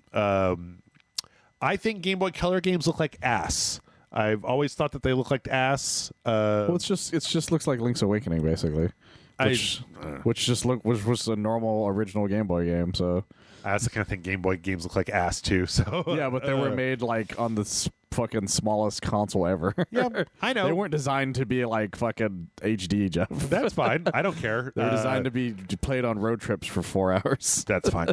I still think they look like ass. Again, I'm not defending them. I'm just saying they're very small. Yeah, they were supposed to just be big blocky things that you were able to see on a green screen. Yep. So yeah. Most Game Boy games did not look good. True. If you had one that looked good, I don't know how you did it. Like, True. I remember what Batman the Animated Series looked on that. That was the worst looking Batman I've ever seen in my life. Yeah, I look back on... they keep doing this thing where they're just like, don't you want to go back and play all your favorite Game Boy games? I'm like, Tetris?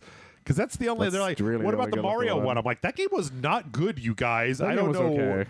what you're talking about. When you like look at Mario Land 1, you're like, what is this? The mushrooms are just like a black dot, and you're like, what? This is horrifying. Like, Super Mario Land 2 is known as well beloved because it had Wario for the first time in it. Yeah. And he was the bad guy, and that was kind of fun. Game Boy Advance. There you go. That's where they really figured it out. Yeah. Sea of Stars is going to be the first game to be released on Game Pass and PlayStation Plus at the same time. Yes. That's interesting. Not what I would have expected. Yep. They announced that August 29th that it's going to be coming out on the PlayStation Plus, and it was already announced for Game Pass. So I'm amazed they pulled that off. I think it's great because it means that the studio's next game is fully funded because they got a payday from both Microsoft and Sony simultaneously. That's a really good move on their part. And then anything else is just fucking gravy on top of that. So, but yep, looks great. There's the Queen's Gambit video game came out. This is the Netflix game that is on like the Netflix subscription series they're like, it's more than just chess. You get to go to different locations and play chess. And it's like, okay, so it is just chess. I remember when they announced it, I was like, isn't this just chess? Like, what's different about it? Yeah.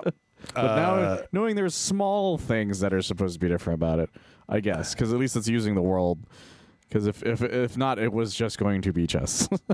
Yeah, I don't know. I kind of think they should have just put out a chess game as close to the show coming out as they possibly could, and not bother with all the rest of this nonsense. Did they ever make a board game one that's just chess? I would bet you that's a thing. A chess board game? No, like a board game that's the Queen's Gambit, but it's just a chess board. That just happens to have like her face on the box. Comes with Velcro, so you can put it on the ceiling and move stuff around on the ceiling. It'll be great. Yeah, people love it. The makers of Amongst the Sleep. You remember those? You remember that? No. Among the Sleep. It was like the kid with the teddy bear. It was like a horror game. Oh wait, no, I know what you're talking about. Yeah, they're putting out a new game called Fruit Bus, where you drive around in like a food truck and give like fruit to animals, and they're super happy about it. Okay, and not what I've expected from that. Well, they've done some stuff that they've done apparently like some non-horror stuff. They did do a game called The Plan. Which I've never heard of, and is free, and it's everybody says don't look up anything about it. It's free on Steam, and apparently you play as like a fly, and it's supposed to be very short, and everybody is like, oh, it made me so sad, but also it made me think about myself and the world, and I'm like, Okay, No, I'm good. cool. I don't need to play. I don't need that. I don't need that in my life right now. But yeah, this one looks funny. This one looks like, I don't know, it's kind of just goofy. You're driving around. It's possible this might end up having some kind of weird horror element. Sometimes games like this will have like something weird that happens. Well, that's what happened through. with the Bugsnax. So that shit got crazy. Yeah. So I don't know, but it looks all right. There weren't a lot of like game release announcements, except for the one where the Entropy Center that came out like last year is now on the Switch. Oh, that's interesting. Just kind of stealth dropped. That was pretty fun. I think Amanda and I played that. Oh, I remember that one now. Yeah. If you like Portal, Yeah, give it a look. that was one of its things. It's got a wisecracking gun. So just like Portal. Monster Hunter Now is coming out in September. I heard about this. Yeah. So it's basically like Pokemon Go, but you walk around looking for monster hunters, and then Or Monster Hunter Monsters. Yep. But then you still kind of play Monster Hunter on it. That's Like, interesting. It's not like throw a ball like the Let's Go or Pokemon Go is. It's like you have a little guy and you like attack and dodge and stuff. So That's fun. yeah, I don't know. The Little Big Planet, not Little Big Planet, Relentless Twinson's Adventure. So this is an old ass PC game. Oh yeah, we talked about this when they first announced this whole idea. Yeah, they were going to remaster the first one. They were going to make a new game. The new game part of that has been completely canceled because no publishers have any interest in putting this out because nobody knows what the fuck this is. It's too niche. Outside of like me. So I have no fucking idea what this. I had no idea it even existed. yep, they delay a bunch of people off. They are still going through with the With the remaster. the remaster of the original. So this is the original. The remaster also looks kind of like garbage. It looks pretty terrible. So That's probably why no publisher wanted it. yep, probably so. All right, a couple of quick fun things, and then we're out of here. Did you see this, Michael? I did, and the reason I found out was because Sam Lake had retweeted it. So somebody went in and made a Sam Lake mod for Max Payne 3 to turn Max Payne 3's face into Sam Lake's face. And it's amazing. And it's very weird. He doesn't quite match the rest of the people in the world. No, He looks a little bit like a human cartoon and like a melting candle cartoon of some sort. It's because he tries to because I think what he did was he probably took the current Max Payne Sam Lake that you can get in the game that looks straight up like a cartoon character because his face is like really hard to look at, scrunched up. Yeah, and so he just took that and just like tried making it more not a nightmare fuel. yeah. So it kind of works, but the problem is like it wasn't designed to move that much. So it ends up looking more like a cartoon character compared to everyone else. It's kind of like warping and stretching and being weird. Because his head was already kind of bigger compared to everybody else's because of the way it was designed. Yeah, but I don't know. You can go check it out. There's a video up online. I think it's a little weird. It did just kind of remind me that Max Payne 3 is not the best looking game in the world at this point. But no, but God, it's still really impressive. If you guys haven't played Max Payne 3, it's finally backwards compatible on the Series X. Oh, okay. Or at least, or they sold it on the Series X. Either way, it's on there now, so you can play all 3 games on the Series X. Speaking of Nightmare Fuel, apparently there is a problem in The Sims with the new horse expansion, where if you level up a horse, okay, so you take a horse, and if you're on the horse and you level up move the horse to the next part of its age journey, and then you make it walk, it stands up on its hind legs and walks backwards like a person, swinging its arms in a very casual fashion. It's kind of amazing to look at. I love bugs from The Sims more than anything, Michael, because they're like regular things, so they look that much more disturbing and weird when they happen. Well, it's really funny because it's the fact that the horse is walking backwards and it's moving its front legs. It's like swinging its arms like a regular old person. Yeah, it's pretty freaking amazing. It's so fucking funny. It looks so weird. I love that. And apparently, it's like if a person was like wearing it as a costume and then just was like, "Oh, I gotta go grab something," and just starts walking, and then just turns back into a horse. It's so fucking funny. It's fucking crazy. I love Sims.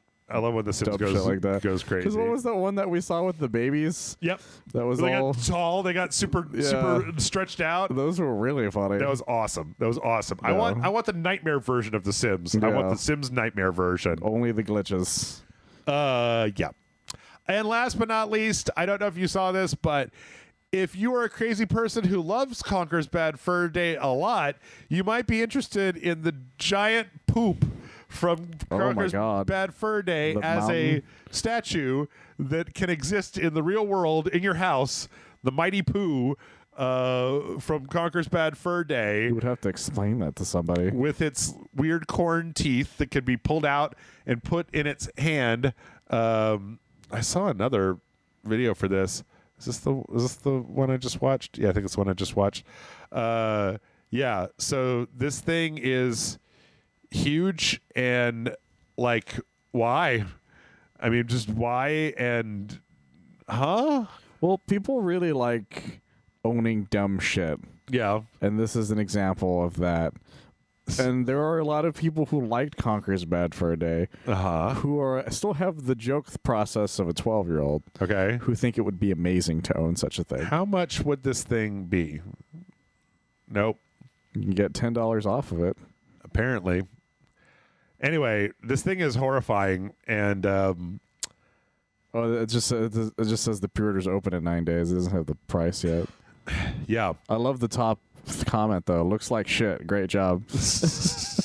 Yeah, apparently it's got a detachable hand that can be a hand holding a big chunk of poop. Apparently the corn teeth can come out and they're little corn guys, and you can put that in one of the other hands. I never played these games. Yeah, because I didn't own a 64 or the Xbox when they re-released it on that. Yeah, like you can play it on the retro. What is it? Yeah, the retro collection or whatever. Yeah. So there's the video that you're mentioning. Yep. And so yeah, and I watched my roommate play it. Mike's roommate play it at the time because he wanted to play it. That game, I don't know if it holds up. I think you have to have played it when it originally came out. Yeah, or be a small child who still likes that sort of idea. True. Of humor, because some of it holds up, but not a lot of it. Because what made it weird was it was watching cutesy characters say weird shit. Yep. And fighting weird shit, but that sort of thing is now a dime a dozen, but back then it wasn't. Right. So it was subversive. Yeah. Especially back then, especially on an N64. Yep. That was not something you thought Nintendo was going to release. Absolutely. And that's it. I think we're done here. We managed to get through the news.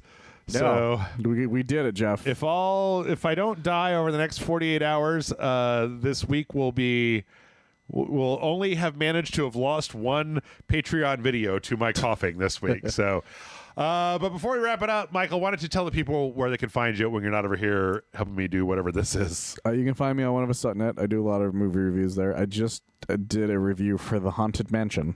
Oh, there you go. So, yeah. Cool. Do you want to give us a sneak preview? It's better than the 2003 movie. Okay, there you go. That's the first find out more at oneofus.net. And if you like RageSelect, you're already here. So I don't know what I need to tell you outside. I don't know. Maybe go to Patreon. Do Patreon. Patreon.com/RageSelect. Go there. Give me money so I can afford to buy cough medicine so that this thing can continue to be a thing. Now, if you'll excuse me, I'm going to have to spend Friday night with a humidifier and fucking NyQuil. I don't want to do that, Michael, but I'm going to do it. I'm going to get better. Stupid body. Stupid illness.